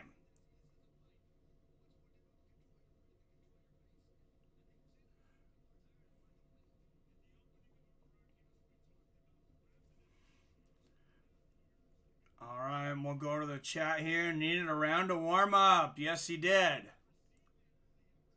All right, guys, and let's throw some more trivia out there. I got more trivia questions. Everybody refresh your browsers in 5, 4, 3, 2, 1.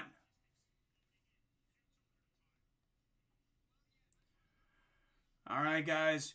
This UFC standout was oddly removed from the UFC rankings for about 36 hours recently, despite being on an 8-fight win streak.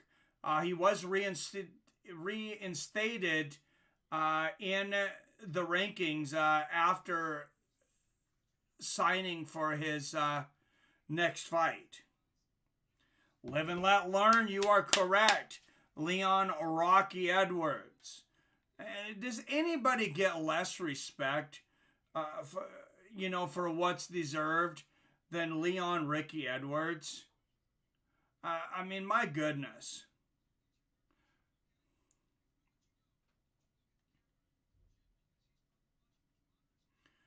All right, guys, and here is the knockout from Francisco Ricci over there on Twitter if you want to watch it for yourself.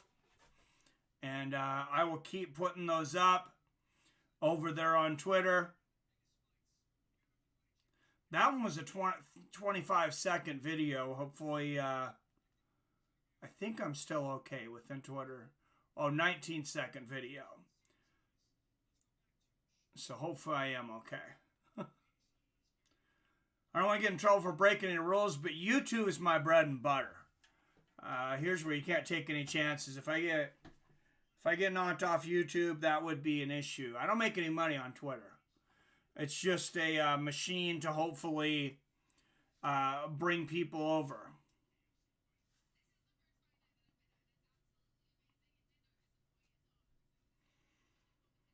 And Paige Van Zandt, ringside.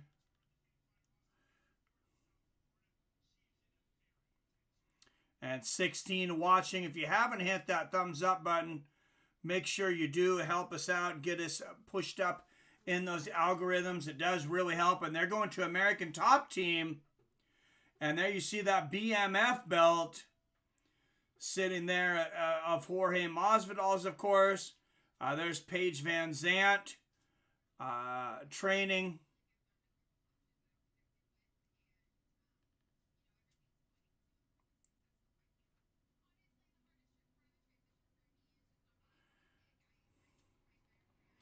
And let's throw another trivia question out there. Everybody refresh your browsers in 5, 4, 3, 2,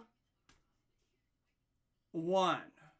This one might be too hard, guys. I apologize. I wasn't sure how many people we would have in, but if you guys get this, is definitely worth 2 points. Billy Hughes in the house. Boats and Hosts featuring Paige Van Zandt. Wow, what an event. Have you been watching this event, Billy? This has been absolute fire, man. There's been great fights all night.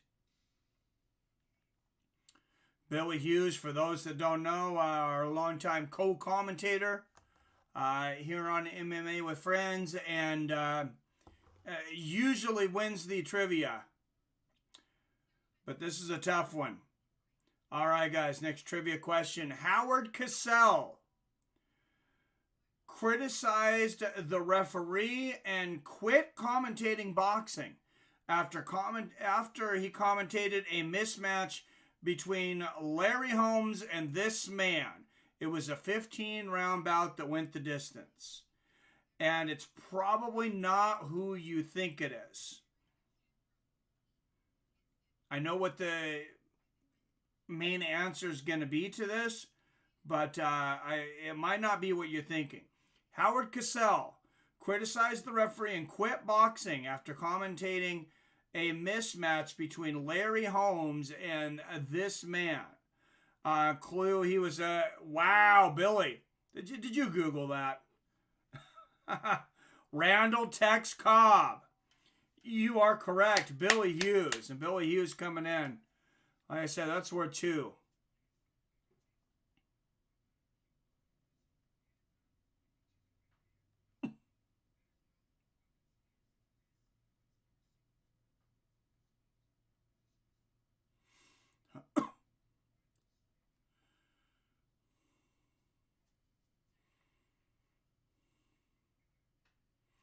And thank you to the Cube. If you're here in the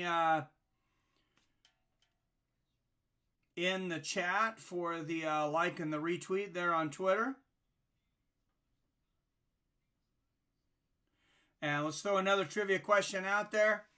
guys, next trivia question. Mike Tyson was beaten 4-1 by this boxer in the 1984 Olympic trials. He did later.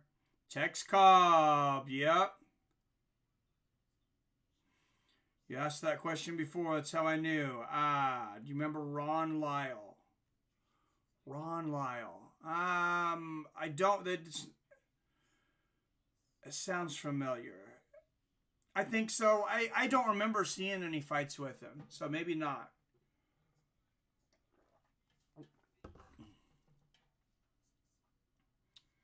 There it is. Billy Hughes, Henry Tillman. Of course, Mike Tyson, they were able to finally, get a little hype behind a fight because it was getting to a point to where people didn't want to pay the pay-per-view for Mike Tyson fights because they were over so quickly. But the fact that Tillman had beaten him at the Olympic trials, made a little bit of interest for the crowd. Billy on fire, Dante Mack. All right, let's throw another one out here. Guys, Artem Lobov, Bkfc veteran, fought this fellow ex-MMA fighter in what is widely considered the greatest bare-knuckle match of all time. I believe they had a second one not that long ago.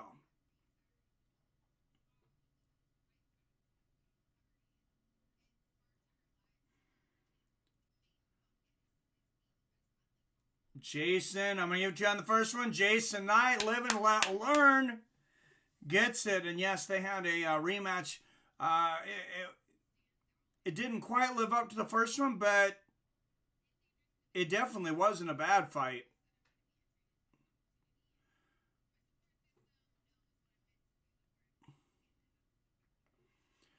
And Paige Van Zandt getting more corner time there. And the Friday before the Super Bowl Friday, Paige Van Zandt will make her bare knuckle debut. Hey, Billy, maybe you've said before, but what do you think about Paige Van Zandt coming into BKFC? That's an interesting one for me. I'm not sure how I feel about that one. All right, guys, I'm going to go just a second. I'm going to grab my phone charger so I don't run out of power reading the comments. I'll be right back.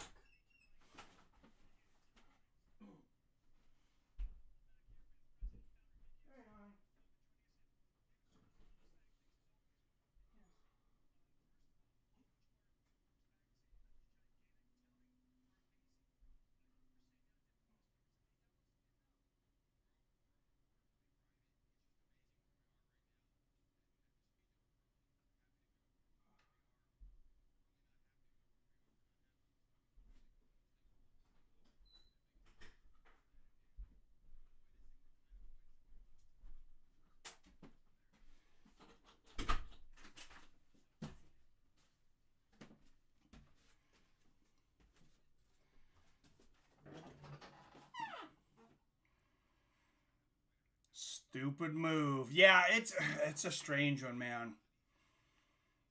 Paige's husband has a cast on his hand. Oh, I didn't see that. He just fought not last week, but the week before.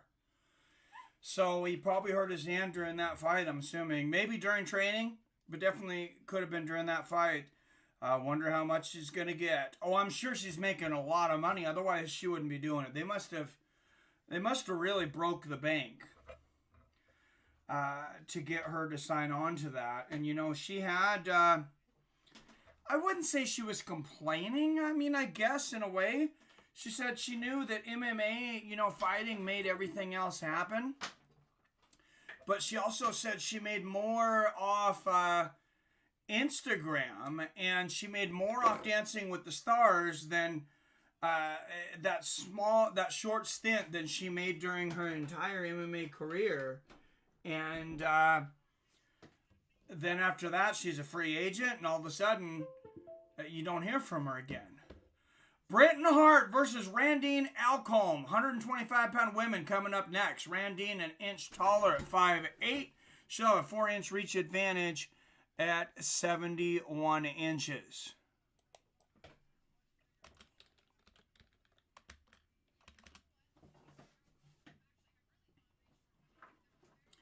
Britain Hart, Randine Ekholm. Ekholm.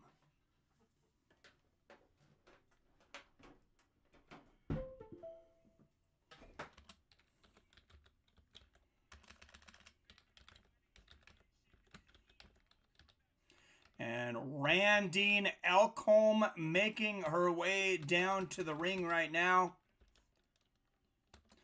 Be interesting to see these 125-pounders. You know how much power they have with the bare knuckles. I don't know if I've seen a female fight in Bkfc yet either. I don't know when they started them, but I don't recall seeing one. Wonder how much she's going to get. Well, it's definitely 6 figures, I'll tell you that. She's probably getting 6 figures per fight. And Bkfc putting that on Super Bowl Friday. I mean, they got a good chance of getting a lot of eyes on it. Now, the one thing that I might say, at $3.99 a month for the monthly fee, I wonder if they're going to make enough money off of it to pay all these salaries. I mean, I know monthly fee a lot of times is the new way to go for a lot of these guys, but you'd have to have a lot of subscribers.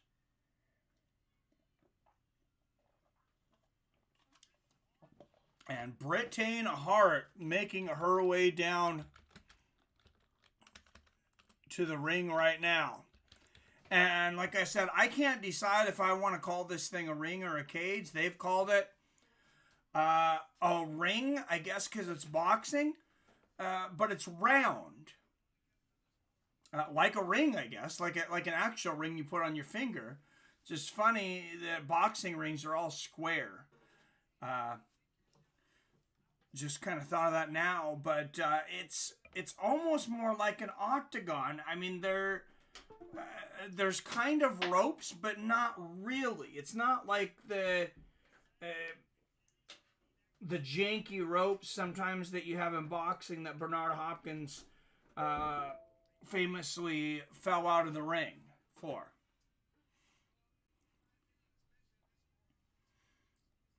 Who is Paige fighting? They have not named her opponent yet. Squared circle, you might say. Yep, what's up, Spontaneous? Good to see you.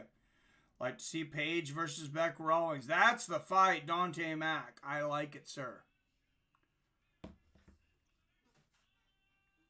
All right, guys. 5 rounds in the female 125-pound division. Here at Bare Knuckle.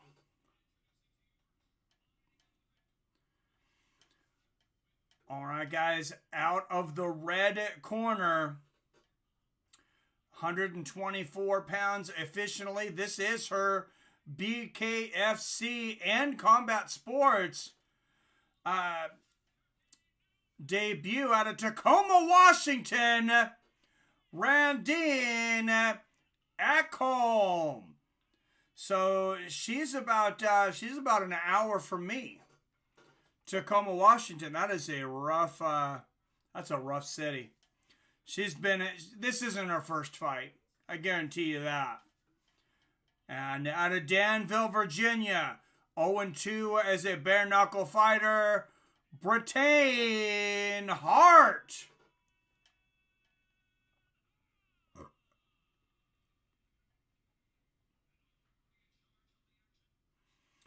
Referee for this one will be Chris Young. It looked like Dan Murgliata might get all of the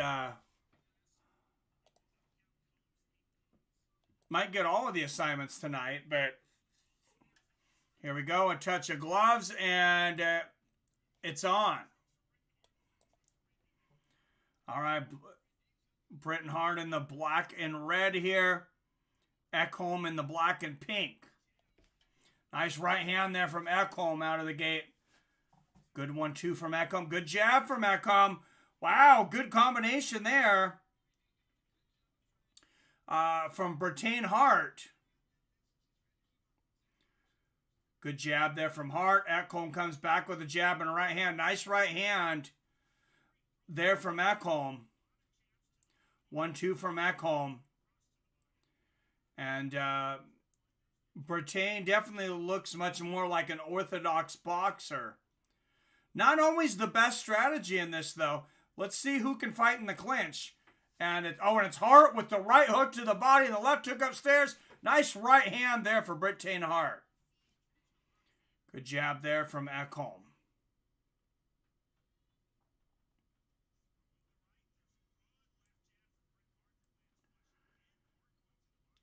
Hart really going with that jab. Nice right hand upstairs.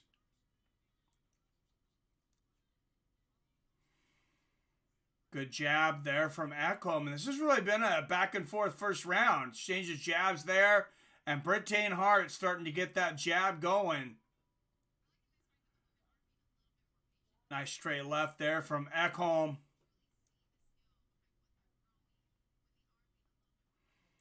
Nice defense there from Hart. Nice 1-2 there. Oh, and she hurt her there. Left hand there from Hart. Good jab from Britain Hart. Left hook upstairs.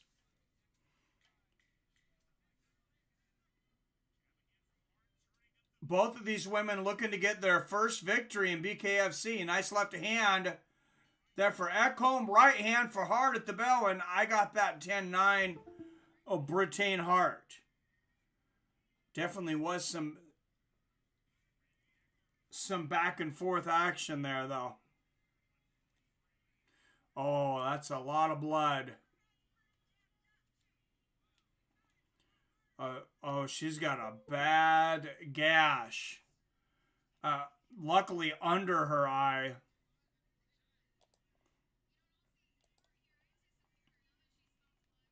There for Ekholm. Ekholm's got a bad cut. Sun is just outside Tacoma. You a Puget Sound. Nice, Ray Helford. My daughter is over in Seattle at SPU.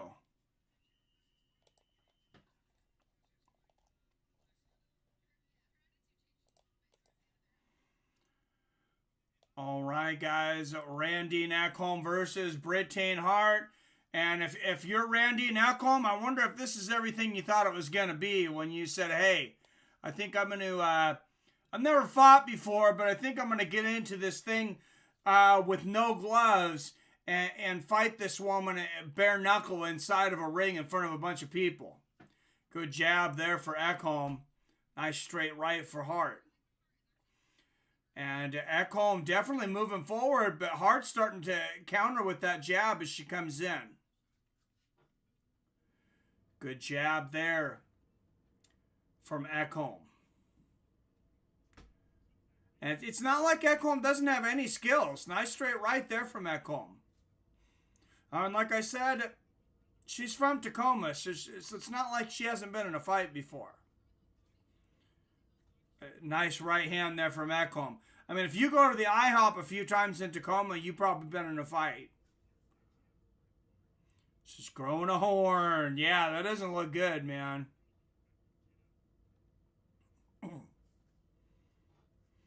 Much slower pace to this round. Nice right hand to the body there from Ekholm. Good right hand upstairs from Ekholm. Good jab from Hart. And Randy Ekholm looking much better this round. Good jab there from Hart, though. 1-2 there from Hart. And, I mean, you can definitely see the adjustments from both of these women from that first round. Nice right hand to the body there from Hart. And she could definitely steal all Ekholm's hard work and take this round. Nice jab there for Hart. I mean, that's what happens when you only got 2 minutes. Another jab there from Hart. Oh, nice right hand there from Hart. Right from Ekholm. Oh, that was very close. I gave it to Ekholm, but, I mean, Hart might have taken it there at the end, too. I'm going to say that's probably, that might be split on the cards. Ekholm got some long arms. Yes, she does, Dante Mack. All right, going to round 3.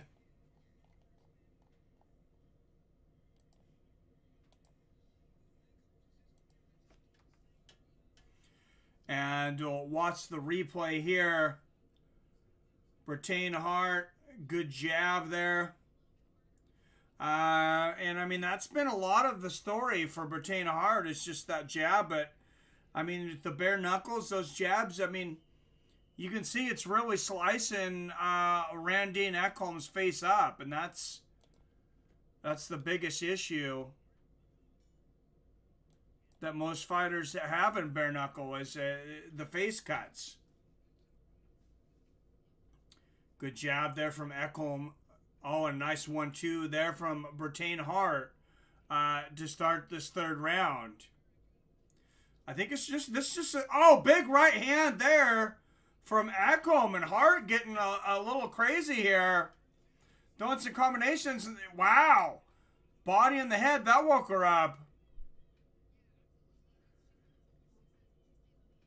Yeah, Bertain Hart seemed to take that right hand personal.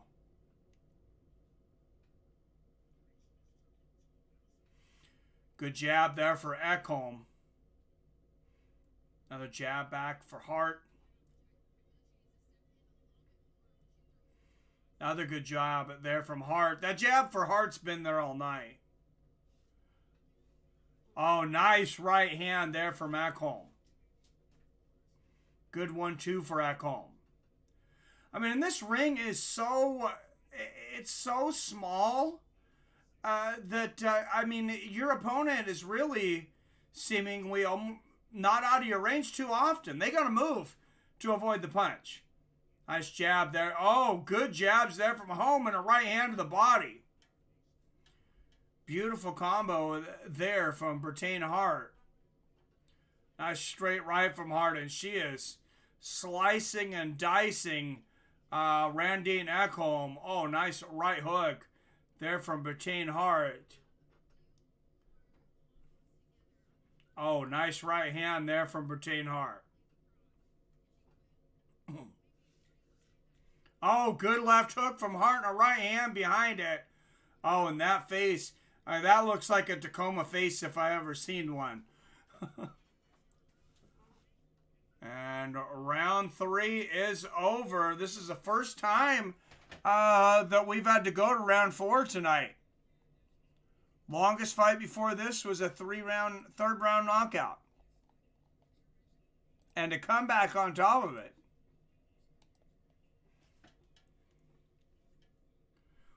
Wow, we might even see a scorecard tonight. Who knows? Felder versus Dos Anjos at 155, not 170. Yeah, I was just talking about that, Billy. It's like I don't understand why they wouldn't do Felder the favor of saying, hey, since you're taking this on 6-day notice, we won't make you cut so much weight. We'll make it at 170.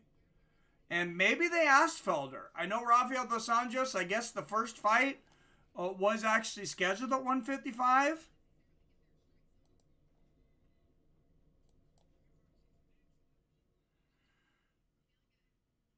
Which I also hadn't realized till recently. But, oh, good jab there from Hart to start round 4. And like I said, that's the first time I've had to say round 4 tonight. Good jab there from Hart. Left hand from Bertain Hart. Good straight left there from Ekholm. Big 1-2 there from Hart.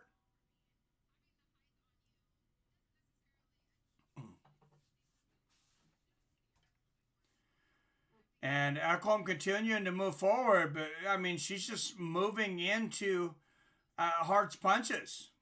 Not good 1-2 there from Ekholm. But Hart answers with the 1-2. Nice right hand there from Hart. Oh, to the body and the head. Bertain Hart, left hand and showboating a little here. Good jab there from Hart. Now, being 0-2 in bare knuckle fighting, she's got a little experience. Big combinations to the body here for Hart. I wonder if that makes her a little... Oh, wow! And to the body, she takes Ekholm down. Oh, and Randy Ekholm, she is really hurting to the body. Let's see if she beats the count. 7, 8, and she is up. And she said, "Are you ready to continue?" And Ekholm says, "Fuck no. I'm out of here." And Bertane Hart gets the victory here in round 4. Damn, and these judges, I want to be a judge for Bkfc. You just get to watch free fights.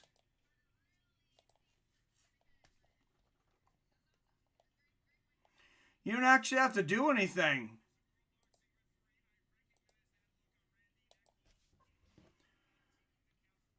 And we're going to get some highlights here.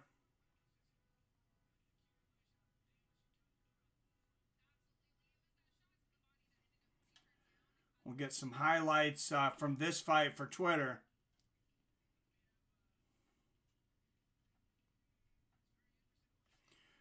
Well, if they show very many highlights. If you haven't went over to Twitter, Seattle Mike at Fights W Friends, you're going to see several knockdowns and that 3-second knockout from earlier, and that's posted on my Twitter.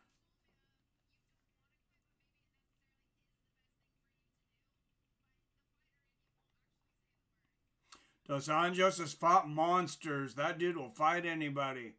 Oh, yeah, mad respect for that dude. And 20 thumbs up. Thank you for all the thumbs up. If you didn't remember to hit the thumbs up yet or haven't yet, I appreciate them all, and I can always use a few more. If you're not subscribed to the MMA with Friends, guys, we're doing Felder versus Dos Anjos, live fight companion tomorrow, UFC. Directly after that, we got the Terrence Crawford fight versus, I believe it's Del Brooks.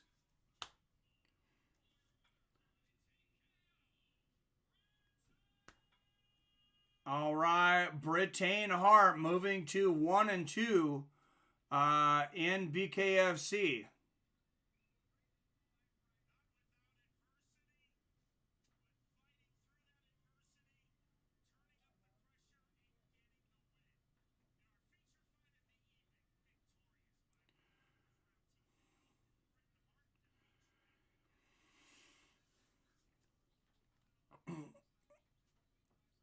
All right, guys, and Bertane Hart, that's got to feel a lot better than those first couple times inside the ring. And, I mean, I don't know how much these guys and girls are getting paid, but, I mean, you know, hats off to her to lose her first 2 fights and keep going.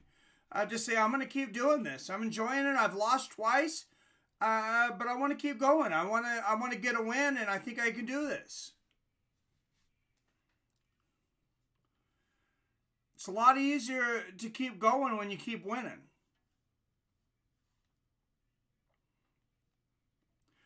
All right, and in between rounds, let's throw some trivia out there, guys. And 5, 4, 3, 2, 1. Oh, and Bertane Hart taking the mic and coming to... Wow. And Bertane Hart just looked to Paige Van Zandt, and who does not have an opponent yet. And Bertane Hart says, I'm going to make this short and sweet. You're fucking next. 3 words. You're fucking next.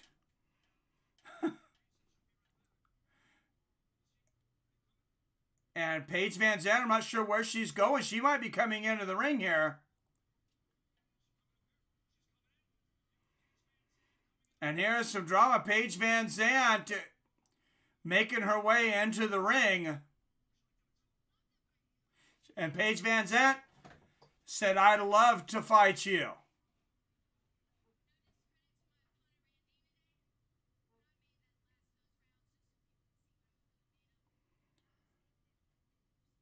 And Bertane Hart just said,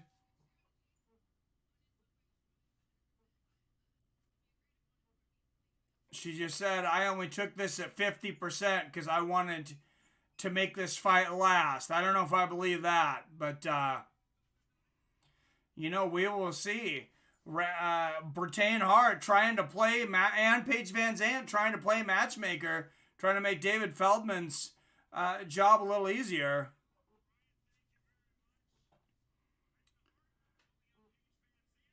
It can be nice when the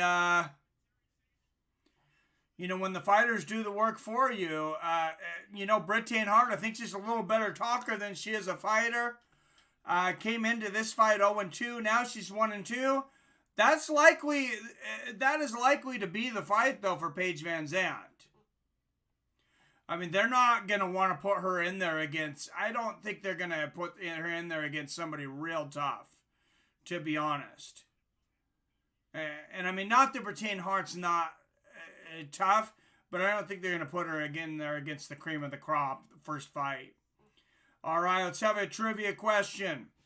Next trivia question. Muhammad Ali, the greatest of all time, as most people would say in boxing, won his first championship against this man. Who did Muhammad Ali win his first heavyweight championship from? He came into that fight, Cassius Clay. He left Muhammad Ali. And Jim Ehlers defending, fighting for the championship tonight.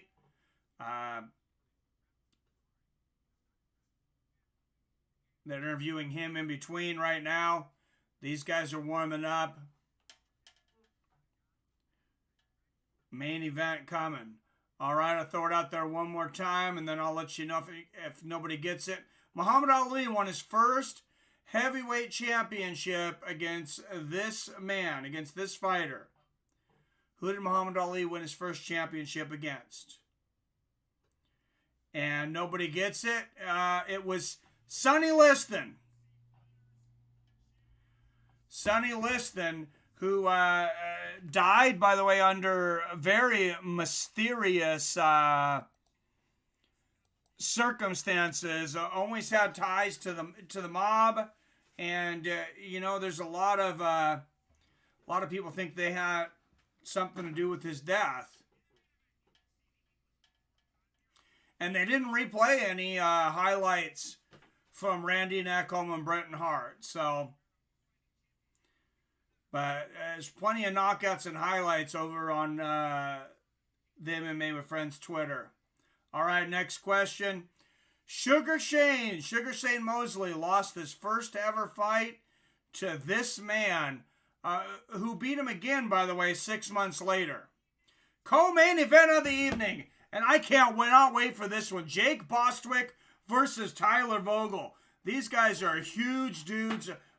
Middleweights, 185. Middleweight if you're looking to UFC. Tyler Vogel, 4 inches taller at 6'2". He'll have a 3-inch reach advantage at 75 inches.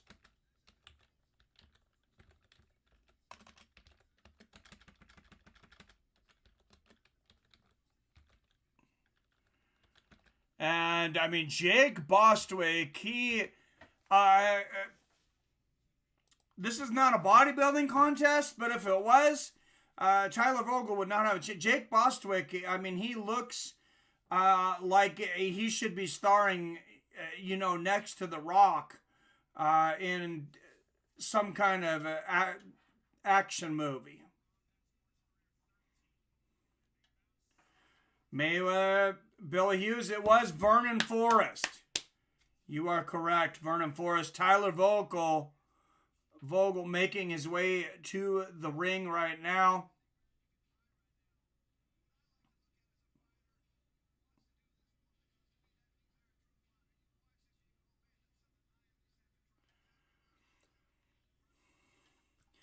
And Billy Hughes coming in late, but looks like he's going to possibly win another trivia contest tonight if somebody else doesn't start getting some points. Vogel's too damn tall for his opponent. 6'2" against 5'8". But remember, he's only got a 3-inch reach advantage.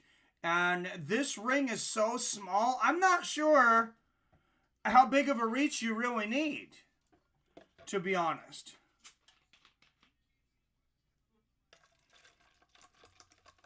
All right, guys, 14 people in here. Give us a thumbs up. If you're a new subscriber, I couldn't figure out how to get the notifications. They changed it to pop out when we get a new subscriber.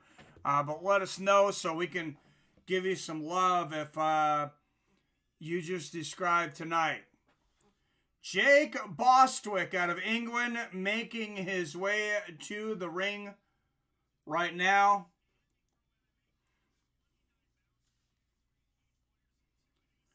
Wow, 29 bouts for Tyler Vogel in MMA. This is his first bare knuckle fighting bout, but he has fought in Cage Warriors over in England. That is a big time promotion.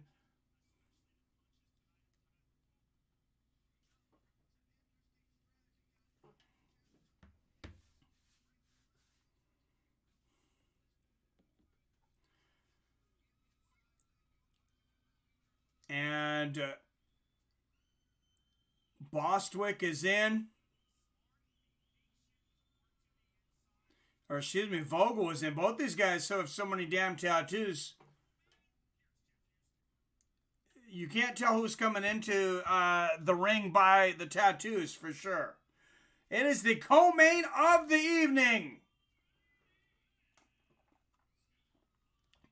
5 2-minute rounds in the 185-pound division.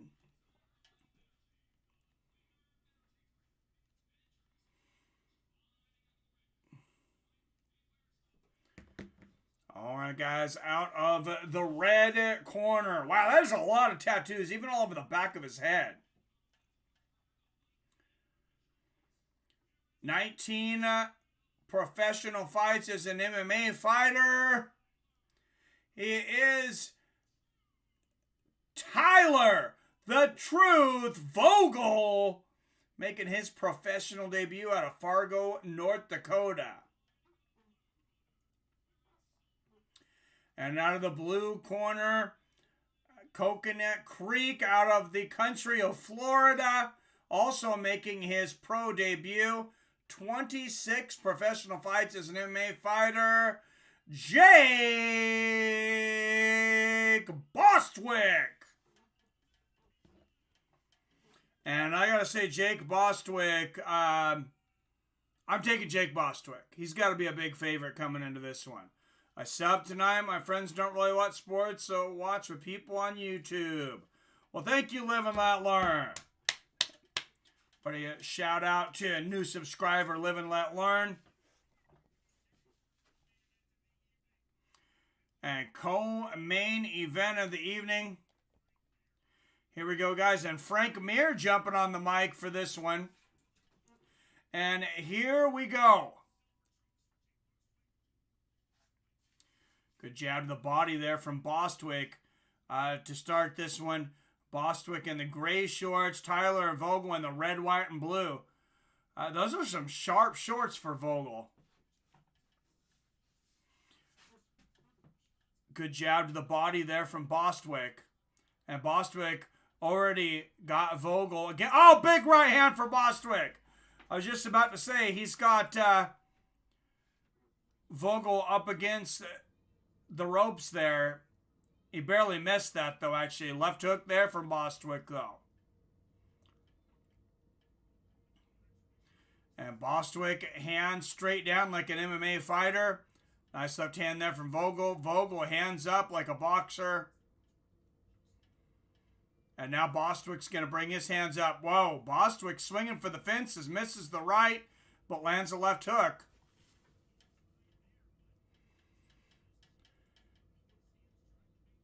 And both guys, a little bit of feeling out process, a little more than some of the early fights here. Nice jab there from Vogel.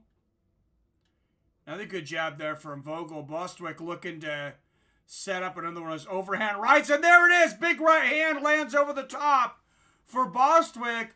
And Tyler Vogel stands up and stares him down.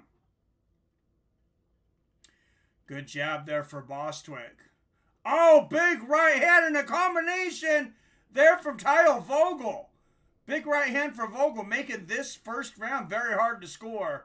Although I would honestly bet money that this does not make it to the scorecard. Big right hand there from Bostwick.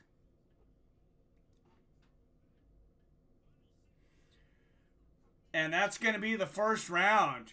Wow, that's a hard. I think Bostwick stole that there at the end. What channel is this on? New Britain Polly. Oh, you need to refresh New Britain Polly. Sunny Listen was a while back. What channel is this on?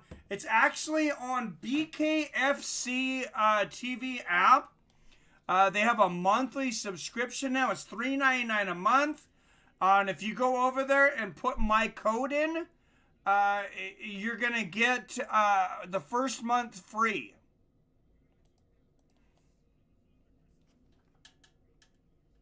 Now, in all disclosure, it's kind of a strange thing, but maybe to make some money out of the gate, you know, they need to make some money now to keep going. So I guess I'm okay with it. They are going to charge you $9.99 sign-up fee and then $3.99 a month after that. But that's cheap, guys. Good jab there from Jake Bostwick. Another nice left from Jake Bostwick. And a right hand. And you can watch this on a smart TV too. I'm watching this on Roku. But don't type in Bkfc. If you're looking for the app, you're going to actually have to type in bare knuckle or it will not come up. Nice left hook and a right hand there from Bostwick. Good jab there from Vogel.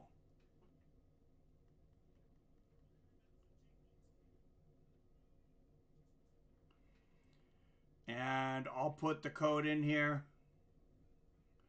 You don't want to put in Benedict Inc. 258. If you go to sign up for it, when you go to pay, there's going to be a spot that says referral code. If you put in Benedict Inc. 258, you're going to get your first month for free. Nice right hand there from Bostwick. Vogel, big shots to the body. That's 5-6 right hooks to the body. There from Vogel. Great combination. A right hand upstairs. Vogel really winning that in the clinch. And he might win this round from the clinch. Bostwick is just, I mean, he's just coming in to get that knockout. He's just coming in to throw bombs. Vogel, you know, a little more of an orthodox boxer. Oh, big left hand from Bostwick, and he floors Vogel with a jab. It's a little more of a jab, though. It's more of like a straight left. He put all his weight into it and stuff. And he floors, and that's a wow. And Vogel could have been winning that fight this round before that. It was close. Big right hand from Bostwick. And it was ruled as a knockdown. And I got to make that 10-8 round for Bostwick, though. And I have it 2 rounds. That's a huge difference. Because I think Vogel might have won that round otherwise. Wow, I got it now 20-17 for Bostwick. And it's actually a jab to the shoulder. And that's a punch. That's a legitimate knockdown, though.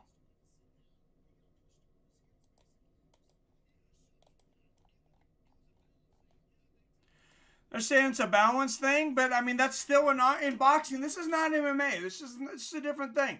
That's a legitimate knockdown. No problem. Thank you, AVP Graphics. Good to see you in here. Totally worth it because you can see all the past events. Yeah, you can watch all the Bkfc fights. I want to take a week off and just watch Bkfc fights. I almost wish I was quarantined right now. Bostwick got some fast hands. I miss kickboxing. I want some Rico Van Hooven. Oh, that'd be awesome, man. My boxing trivia sucks. I'm a hardcore MMA fan. A big right hand there from Bostwick. And, wow, he's really swinging for the fences. Nice left hand there from Bostwick. Good jab to the body from Bostwick. Tyler Vogel could definitely win this round. We could definitely see another comeback tonight, though. Right hand from Vogel. Bostwick could definitely burn himself out. Oh, nice right hand. Another good right hand, though, there from Bostwick. I mean, he is just pure aggression. I mean, and there is some skill in that. He's landing big shots. He's just got... he's got some intangibles. He's got some speed and he's got some power. And it kind of makes up for his lack of technique. Nice right hand there from Bostwick. Good right hand there from Vogel. Right hand from Bostwick. Good right hand to the body there from Bostwick. And Vogel lands a straight right. Good jabs here from Vogel.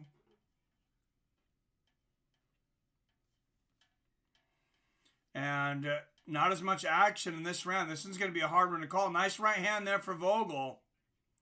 Oh, and Bostwick swinging for the fences. That's a lot of energy to do that. Nice right hook to the body there from Vogel. And coming down to the last seconds, nice right hand there from Vogel and a right hook. And about this point in the last round, Vogel was winning the round before he got floored. Good straight right there from Vogel. And I think Bostwick's tiring out. Into the third round, I gave that one to Vogel. So I have it 2 rounds to 129. What is that? I got to count now. 29-27.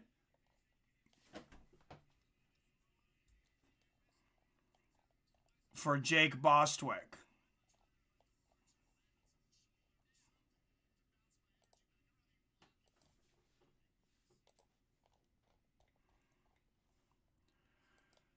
All right, guys, and for just the second time tonight, we're going to see round 4.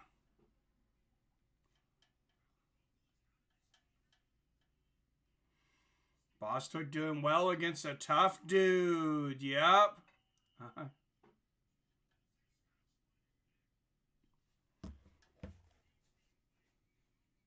All right, here we go, guys. Round 4.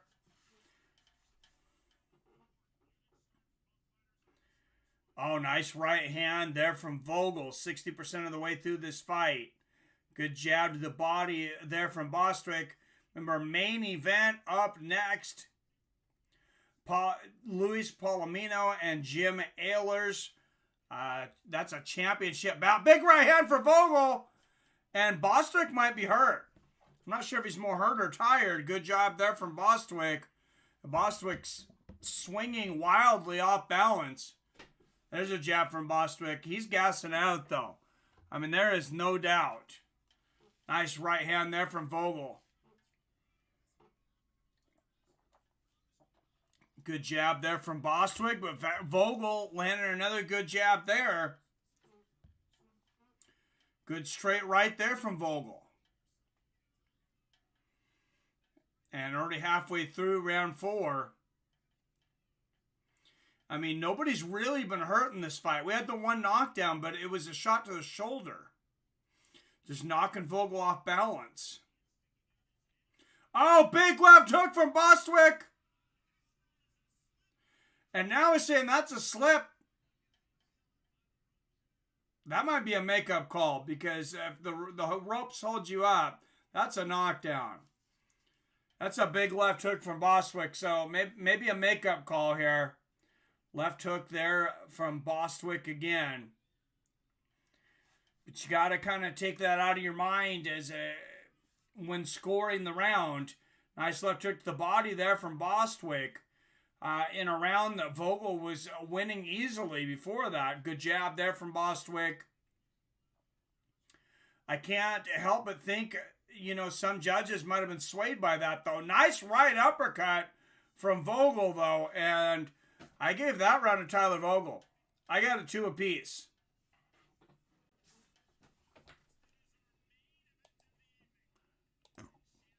And we will see a 5th and final round for the first round tonight.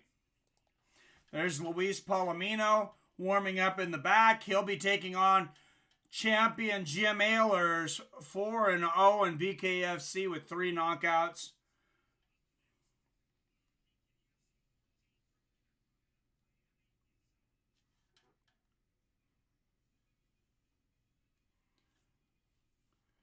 All right, guys, we'll watch the replay on this. Big right hand there from Vogel.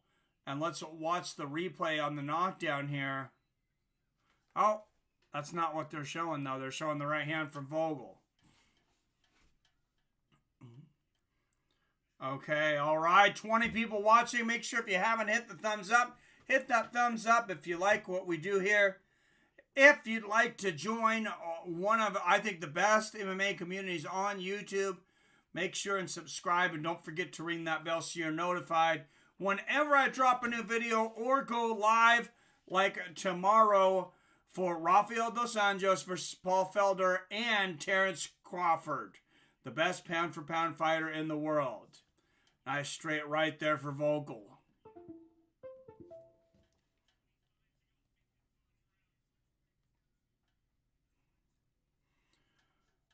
Is that Palomino that fought Justin Gaethje? No, I don't spell that right. I'm not sure. I didn't know Gaethje fought a Palomino. Nice straight right there from Bostwick. Right hook, uppercut from Vogel. I don't remember all his fights from World Series of Fighting, just mostly the UFC. I know a few of his fights that have been talked about from there, but I know he was champion there. I know he fought Nick Newell. Nice right hand there from Bostwick. Good jab from Bostwick. Another good jab from Bostwick. And Bostwick, he's coming back. And another good jab here from Bostwick. Finally maybe showing some strategy here now that he got tired. And good head movement here from Bostwick. Oh, straight right and a left hook here from Bostwick. And maybe he started thinking, hey, I might have to win this round to win this fight. Nice right hook from Bostwick and a good combination from Vogel. And who would have thought that this would be... Oh, big combination at the end from Vogel. Wow, shoe shine in the body. Probably a 20-punch combination. Where was that earlier? Wow, and I think Vogel won the round doing that. We might have a draw here. And I'm okay with that. Wow, so you had in the first round, the first round I gave to Bostwick. The second round I gave to Bostwick because he had the takedown. I gave rounds 3, 4, and 5 to Tyler Vogel.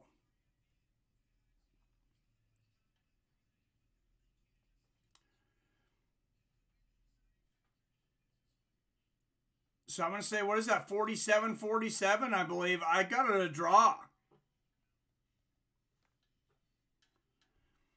Going to be close decision for sure. UFC is on early tomorrow. Yes. Prelims start at 1 p.m. Pacific, 4 p.m. Eastern. Main card starts at 4 p.m. Pacific, 7 p.m. Eastern. And that is because directly following the UFC, Terrence Crawford will also be fighting on ESPN+. So it is... Like I said, it is UFC Origins weekend. Yesterday marked the 27th anniversary of the very first UFC. And, man, what a weekend we've had. We've started this out on MMA with Friends.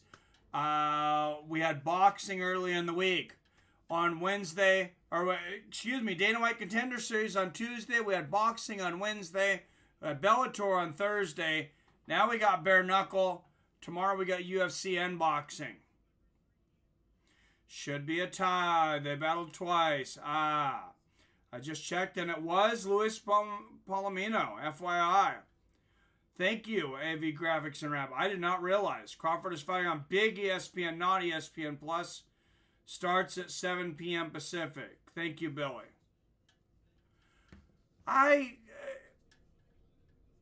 Maybe I just seen it because it was on the ESPN app. Yeah, but it does start after the UFC at least. So I'm corrected. I'm going to go with Billy here. I must have just been on the ESPN app and seen it. Yes, graphics and wraps. That was a good fight. Wasn't rolled a knockdown, so will be draw possibly. Well, I think one of those was ruled a knockdown. They did rule one a knockdown that I'm not sure was. And then there was one that wasn't ruled a knockdown that probably was. So it all kind of balances out, I guess. And like I said, I got a 47-47 a draw.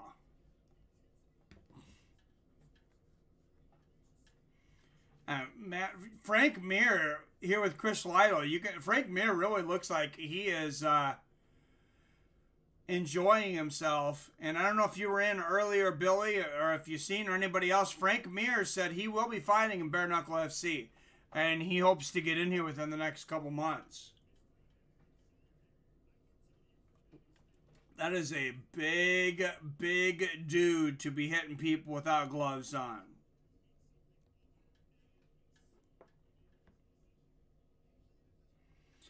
And referees taking a little time to be counting. Are you not counting the rounds as you go? You've had 5 rounds to get this. I don't understand. These judges must drink a lot during the fights. Well, guys, this is the way everybody should do it. You gotta be kidding me. We're getting another round. This is how Bkfc does it. We're going to friggin' overtime, baby. The co-main event, 47-47. After 5 rounds, we are getting one more round.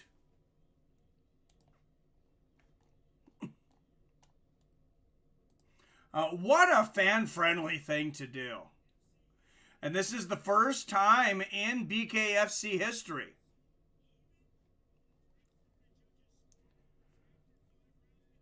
Wow, I love it. I love it, guys. I friggin' love it. The winner of this round should get it. Whoever wins the round, or if there is a knockout. I mean, unless there's a draw round, which, I mean, that's pretty rare. I don't see that.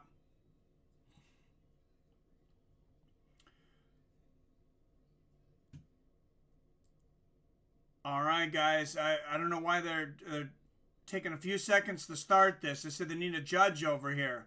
Or maybe they need a judge to be able to see the angle. Like I said, these judges, they have to drink a lot. I mean, they got to be shit-faced by this time.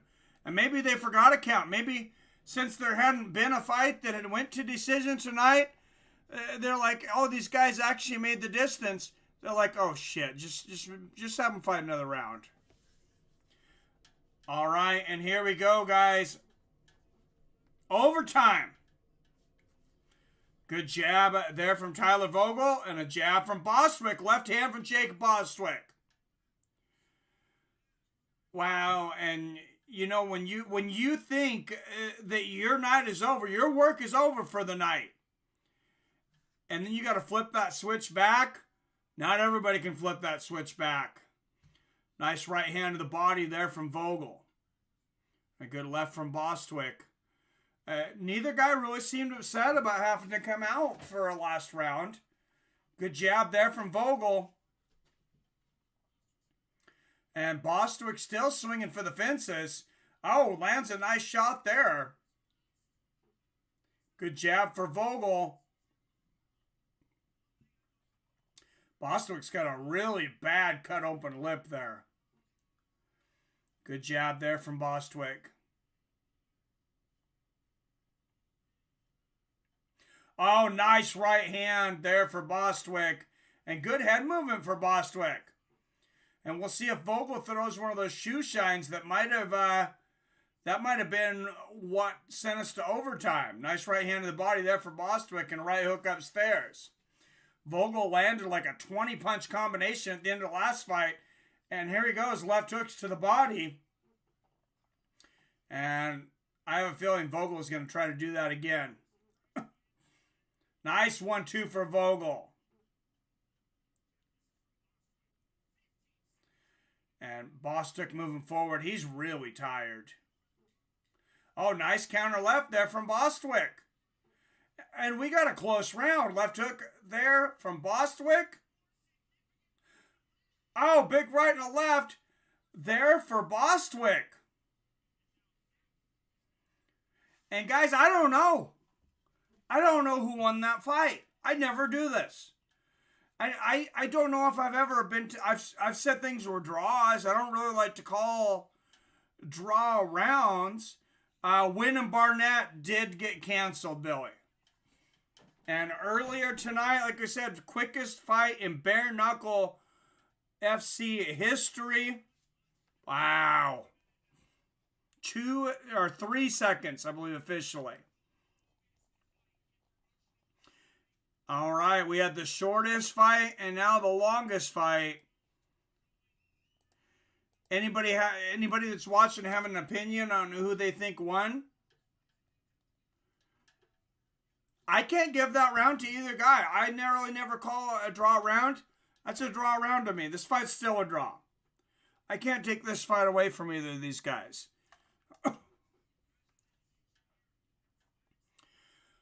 In my opinion, it's still a draw. They're calculating the scorecards.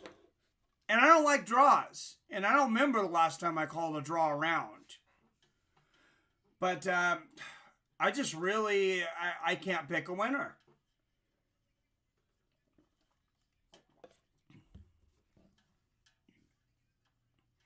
Should be draw, says Lemon. That's what I say. Nobody finished it. Nobody really came out and won that round 6. I totally agree with you. I say you make it a draw again.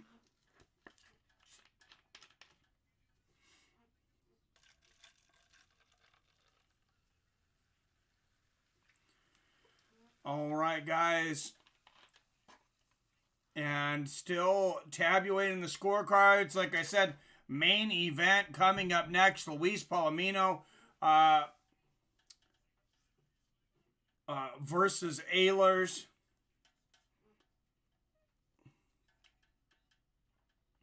Running another round. Oh my goodness. Draw and rematch. I'm good with that, Dante Mack.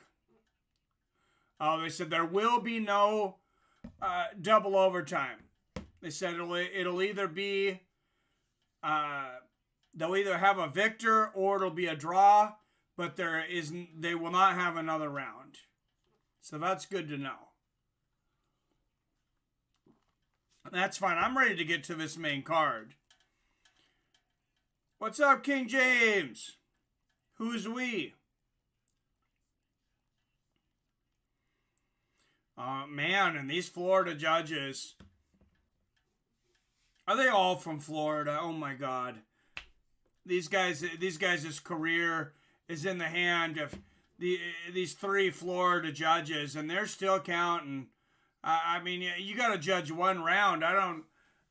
All right, here we go. Here is the official decision.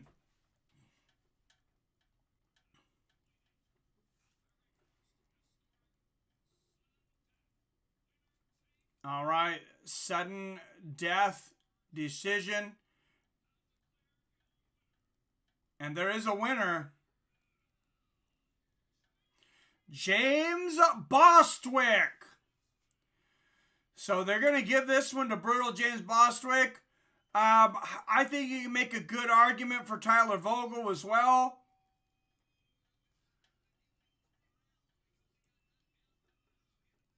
Wow. Wow, and I kind of feel bad for Tyler Vogel. And, I mean, maybe it came down to ring generalship. That's always one thing, you know, you come down to this biggest tiebreaker. Jake Bostwick was the aggressive fighter. He was the aggressor. That's about all I can say. Everyone knows people from Florida struggle with counting. Remember the 2000 election. Boom! Roasted. Billy bringing the heat. And somebody in here was from Florida, so no offense. But the main event is finally here, guys. Wow, what a fun night we've had. Thank you for joining us tonight. I've really had a hell of a time.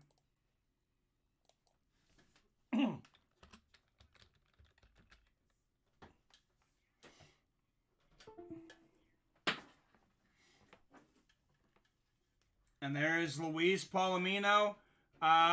He says Ehlers only has one gear. And he's one-dimensional.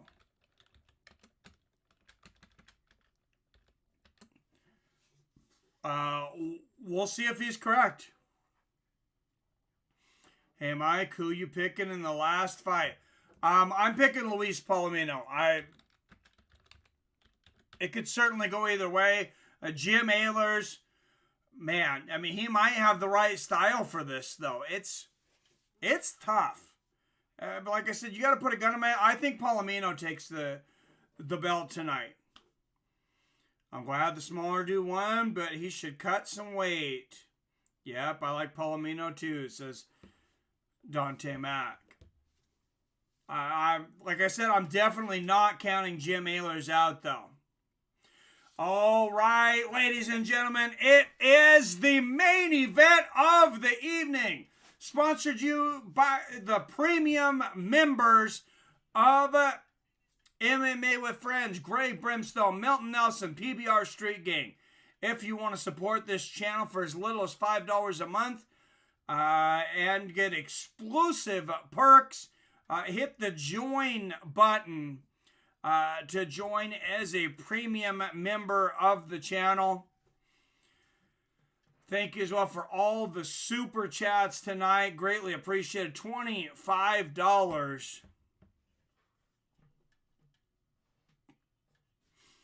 in the tip jar tonight. And just watching all this, guys, I gotta say, guys, I'm hungry. I gotta work early, so I probably won't eat this late. But you know, maybe you don't have to eat. Maybe you don't have to work so early. Check out Grubhub. I got a hookup for you. Guys, I always got a hookup for you. I don't advertise anything that doesn't give you a hookup. So use this code, whether you've used Grubhub before or not. They're going to give you $5 when you tell them I sent you. So all you have to do is use that code. You get $5. I get $5. Everybody wins.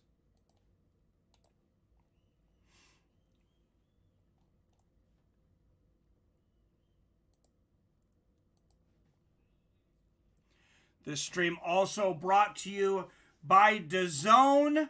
DAZN, a monthly service starting at $9.99 a month. Please check out DAZN. They've been a long-time sponsorship of ours. And I tell you, they have given me free DAZN for quite some time just for shouting them out. So they've been the home of Bellator there for a while. Got some great boxing and stuff over there. So please support our friends over at Bellator.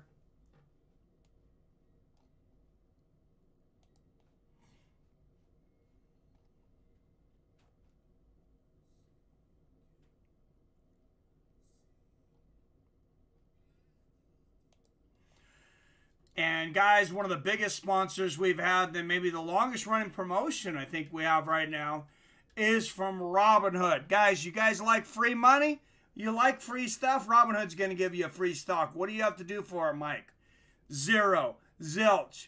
Absolutely friggin' nothing. You're going to go to Robinhood. You're going to sign up. You do have to give them a little information, but you don't have to buy a damn thing. They do have a $5 premium membership where you get all kinds of uh, expert insight on stocks. I do that. Unlimited real-time trades. But Robinhood's been a great sponsorship of ours, and thank you to them. Much love from them. You hit that code, what they're going to do is they're going to give you, it's like a virtual lottery ticket. And you're going to have 3 doors like The Price is Right. And every single one of them's a winner. Every single one of them's a different stock. And you're going to get a stock worth anywhere from maybe $5. Don't know anybody, but they said that you can get a share of Apple or Tesla. Full disclosure, every time you get a free stock, I get a free stock. So this has been the most lucrative promotion in MMA with Friends history. It goes back and forth with Grubhub.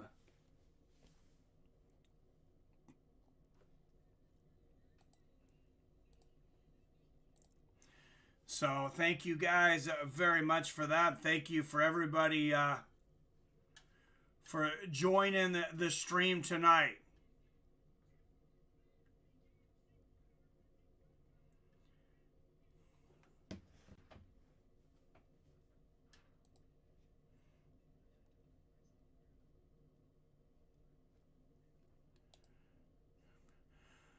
All right, guys.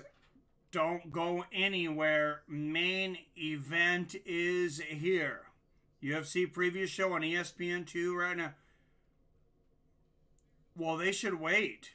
They were probably trying to time it for the end of this, I guess. I'm glad everybody stopped having... Well, not, everybody hasn't stopped yet. But I'm glad that this is on Friday instead of the UFC night. Bellator moved to Thursday, so now they're not competing with UFC for that crowd.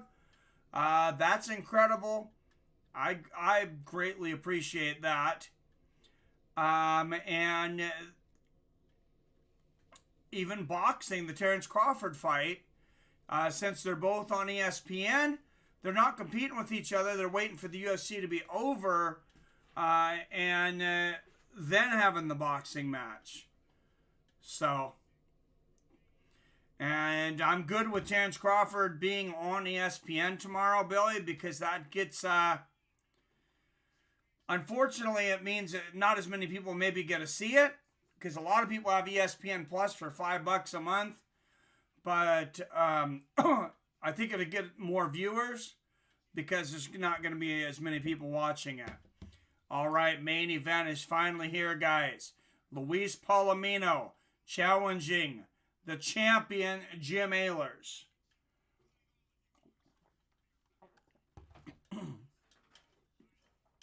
Underrated prelims tomorrow. It is stacked for an ESPN card.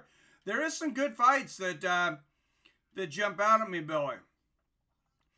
Let's go through the rest of the trivia questions, though, while we're waiting. And 5, 4, 3, 2, 1. All right.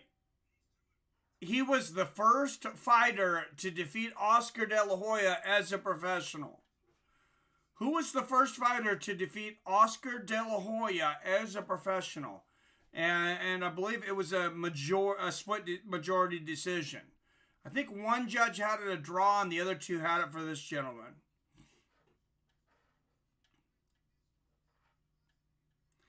And I know that's a bit of a spoiler that I said gentleman with Oscar De La Hoya, with the cross-dressing thing in the past. But, all right, Jim Ehlers, an inch taller at 5'9".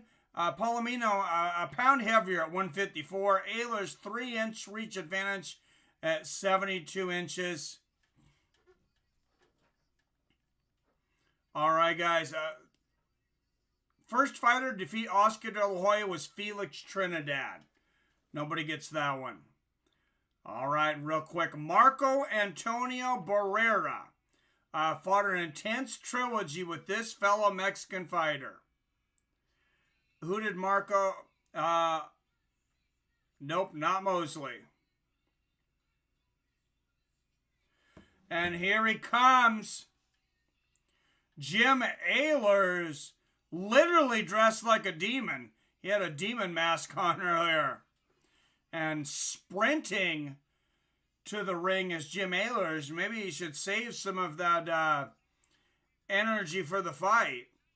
All right, guys, real quick. Marco Antonio Barrera fought an intense trilogy with this fellow Mexican fighter. He lost the first one. Barrera won the second two. That fighter was Eric Morales.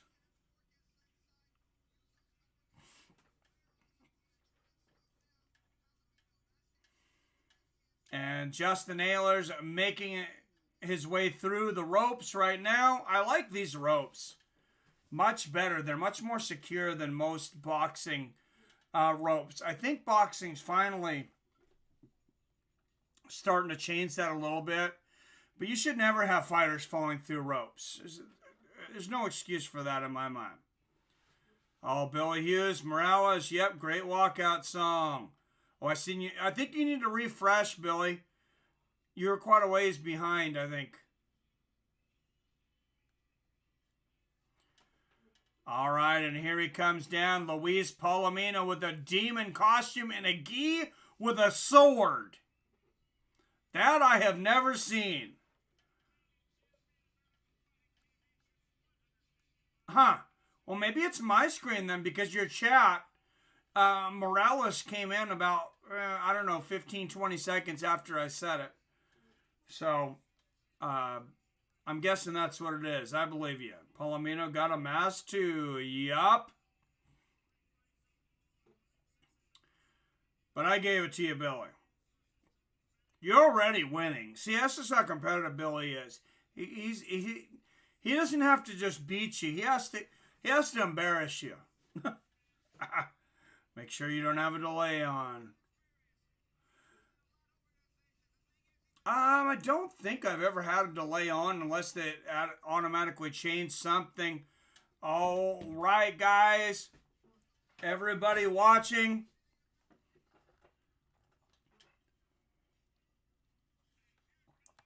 From Miami, Florida, streaming Seattle. Mike here of MMA with Friends, stream from Seattle, Washington for the 155-pound championship of the world. The Bare Knuckle FC belt. Let's get it on!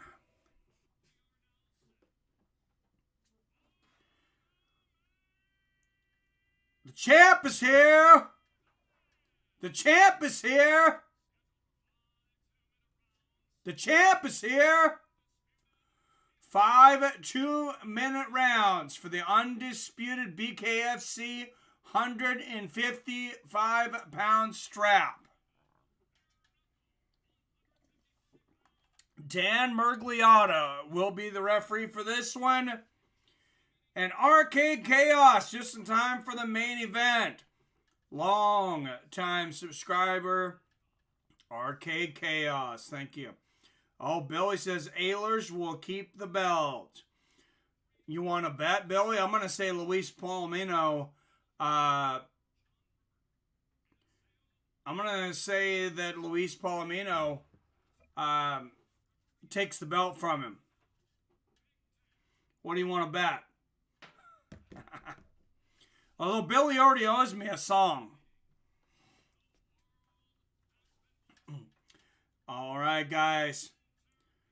From Miami in the country of Florida, 305 MMA with Friends, Seattle, Washington. Premium members Greg Brimstone, Milton Nelson, PBR Street Gang, and the Friends of Super Chat. Thank you all.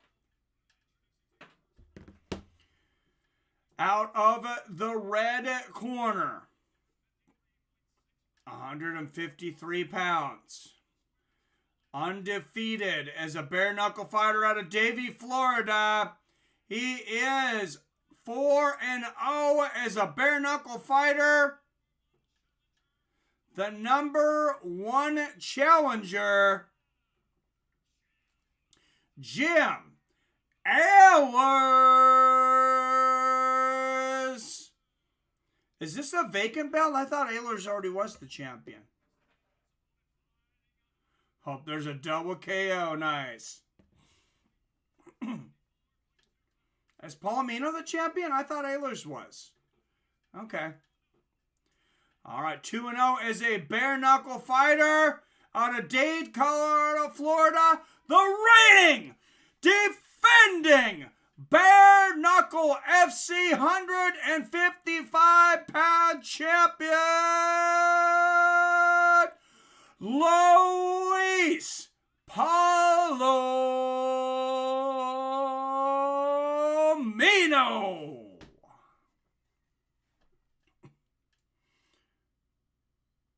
I like it, Billy. Thought Palomino was champ too.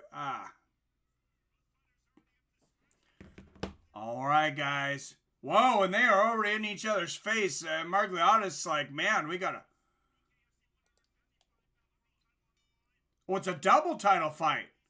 Left hook there from Palomino. Oh, no. Nice left hand there from Palomino. Combination from Ehlers. Left hook from Palomino. And a right hook. And Palomino says, bring it. 1-2 for Palomino. And Jim Ehlers is down. 15 seconds into the first round. Luis Palomino explodes. And Margliotta says, are you ready to go? Let's go. Palomino, left hook. He smells blood. Right hand for Palomino. Another right hook. Jim Ehlers, 4-0 as a pro. Jab lands for Palomino. Oh, big right hook from Palomino, and he floors Ehlers again.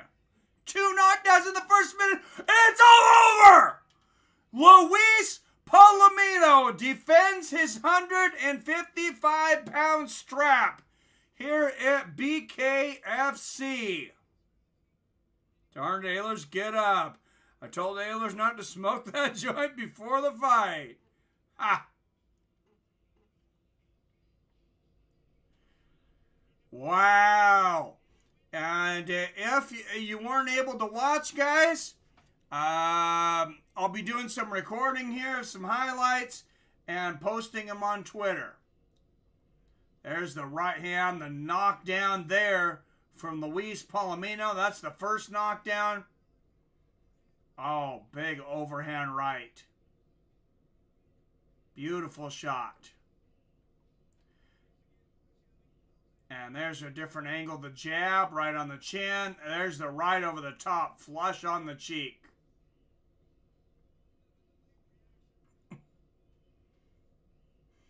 And still,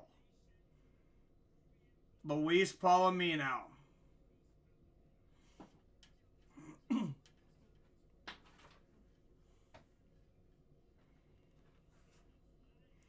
Wow, he came in intense tonight. He came in with all the fire, and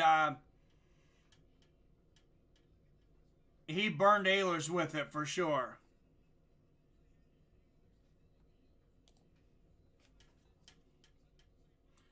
Mike is telling the FCC to kick rocks. I love it.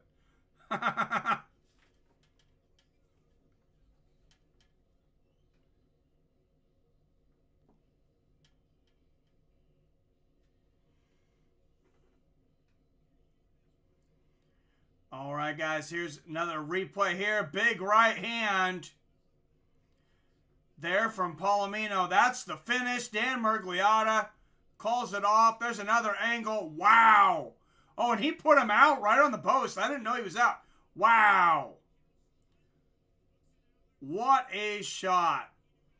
So go over there, see Seattle Mike at MMA with Friends. Actually, I'll put the links up here, guys, if you want to wait. Just a minute. I'm going to post both of them. And it'll be over there, and I'll give you the links. You can see both of those knockdowns. I won't do it on YouTube, Billy, but I'm starting to use Twitter. They allow like 30-second videos. So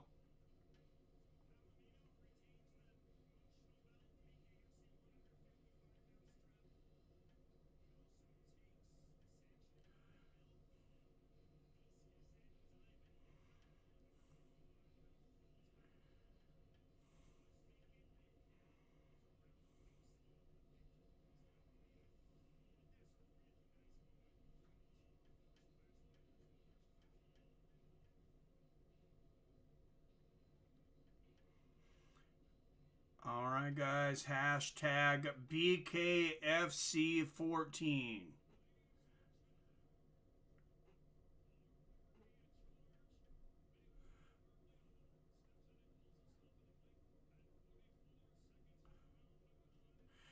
And Dan Mergliotta calls it in the very first round, and still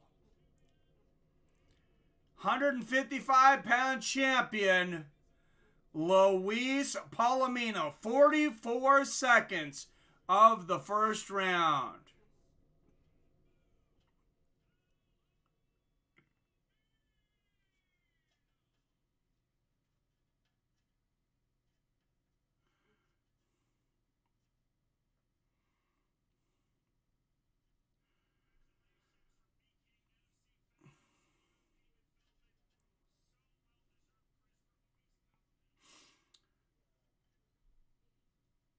All right, guys. First video will be coming up here in a minute if you haven't seen it yet. The first knockdown and then the knockout.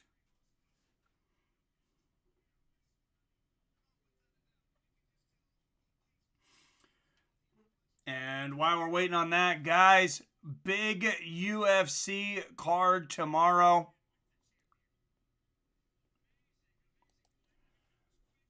Paul Felder versus Rafael dos Anjos.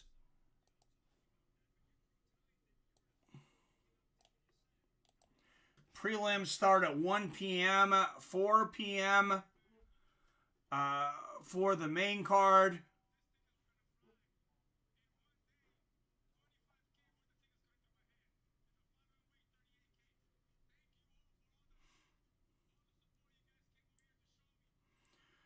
All right, guys, here is a link for the first knockdown.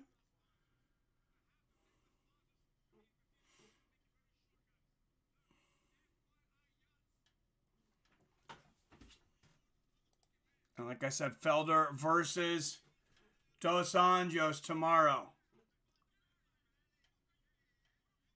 Oh, wow! And I believe that's Johnny Bedford.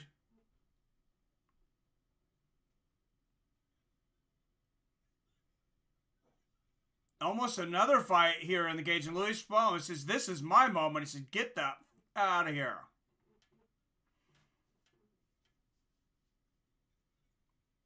He says, "What's wrong with this clown coming in here?" Wow. He says, "I'm not giving no light to this clown." Good for Luis Palomino.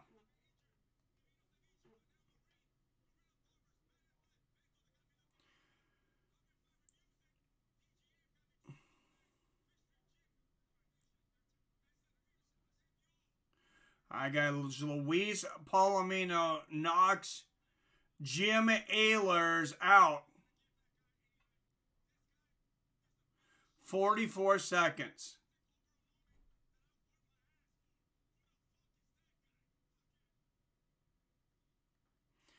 Wow, and Luis Palomino with his own "who the fuck is that guy" moment for Johnny Bedford. Johnny Bedford, his fight was canceled tonight.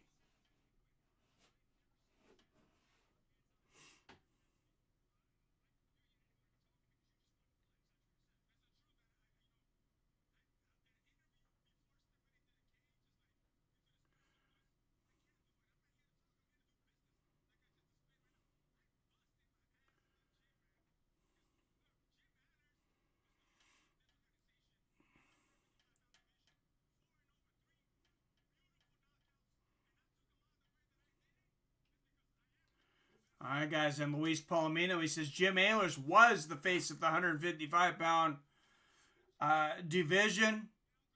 And he says, "It's me now, Luis Palomino." I mean, this reminds me a little bit of when Roy Jones Jr., after he knocked out Montel Griffin and all that aggression. I mean, he putting the aggression on the mic here, too.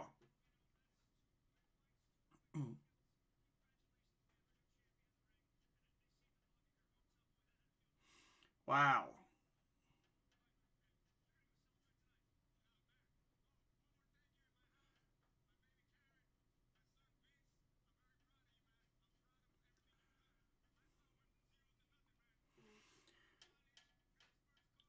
right, guys, and here is the second link here in just a minute. I promised you the knockout link. Got himself 2 belts there. Nice. Did Dos Anjos return to 155 because Khabib retired? Now he has a chance again. That's a good question. Medals around the neck are dumb. Yeah, I'm not sure I feel about the medals, especially when you already have a belt. But, I mean, nobody made fun of the trophies in Pride, though. Those big-ass trophies, those were pretty cool. Dude, there is a fight to the ring after the fight. Who is that punk? I believe that was Johnny Bedford. All right, guys, and Rodrigo HC, thank you for the like on that last video. And here is the knockout for the 155-pound championship. That's up there on the Twitter now as well. Make sure and give me a follow if you will while you're there. And I promised to keep putting highlights of different things up there for you guys as long as I can.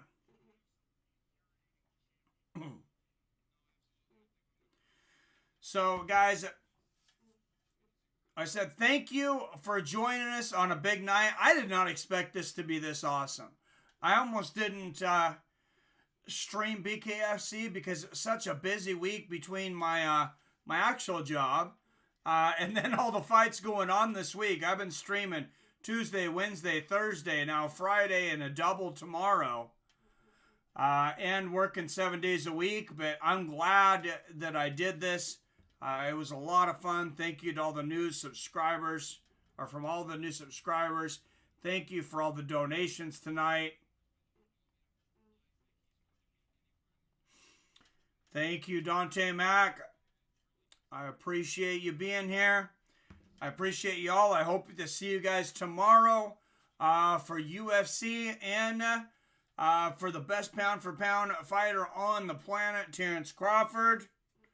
You have to push through and stream this much, Mike. Only way to grow. Yep.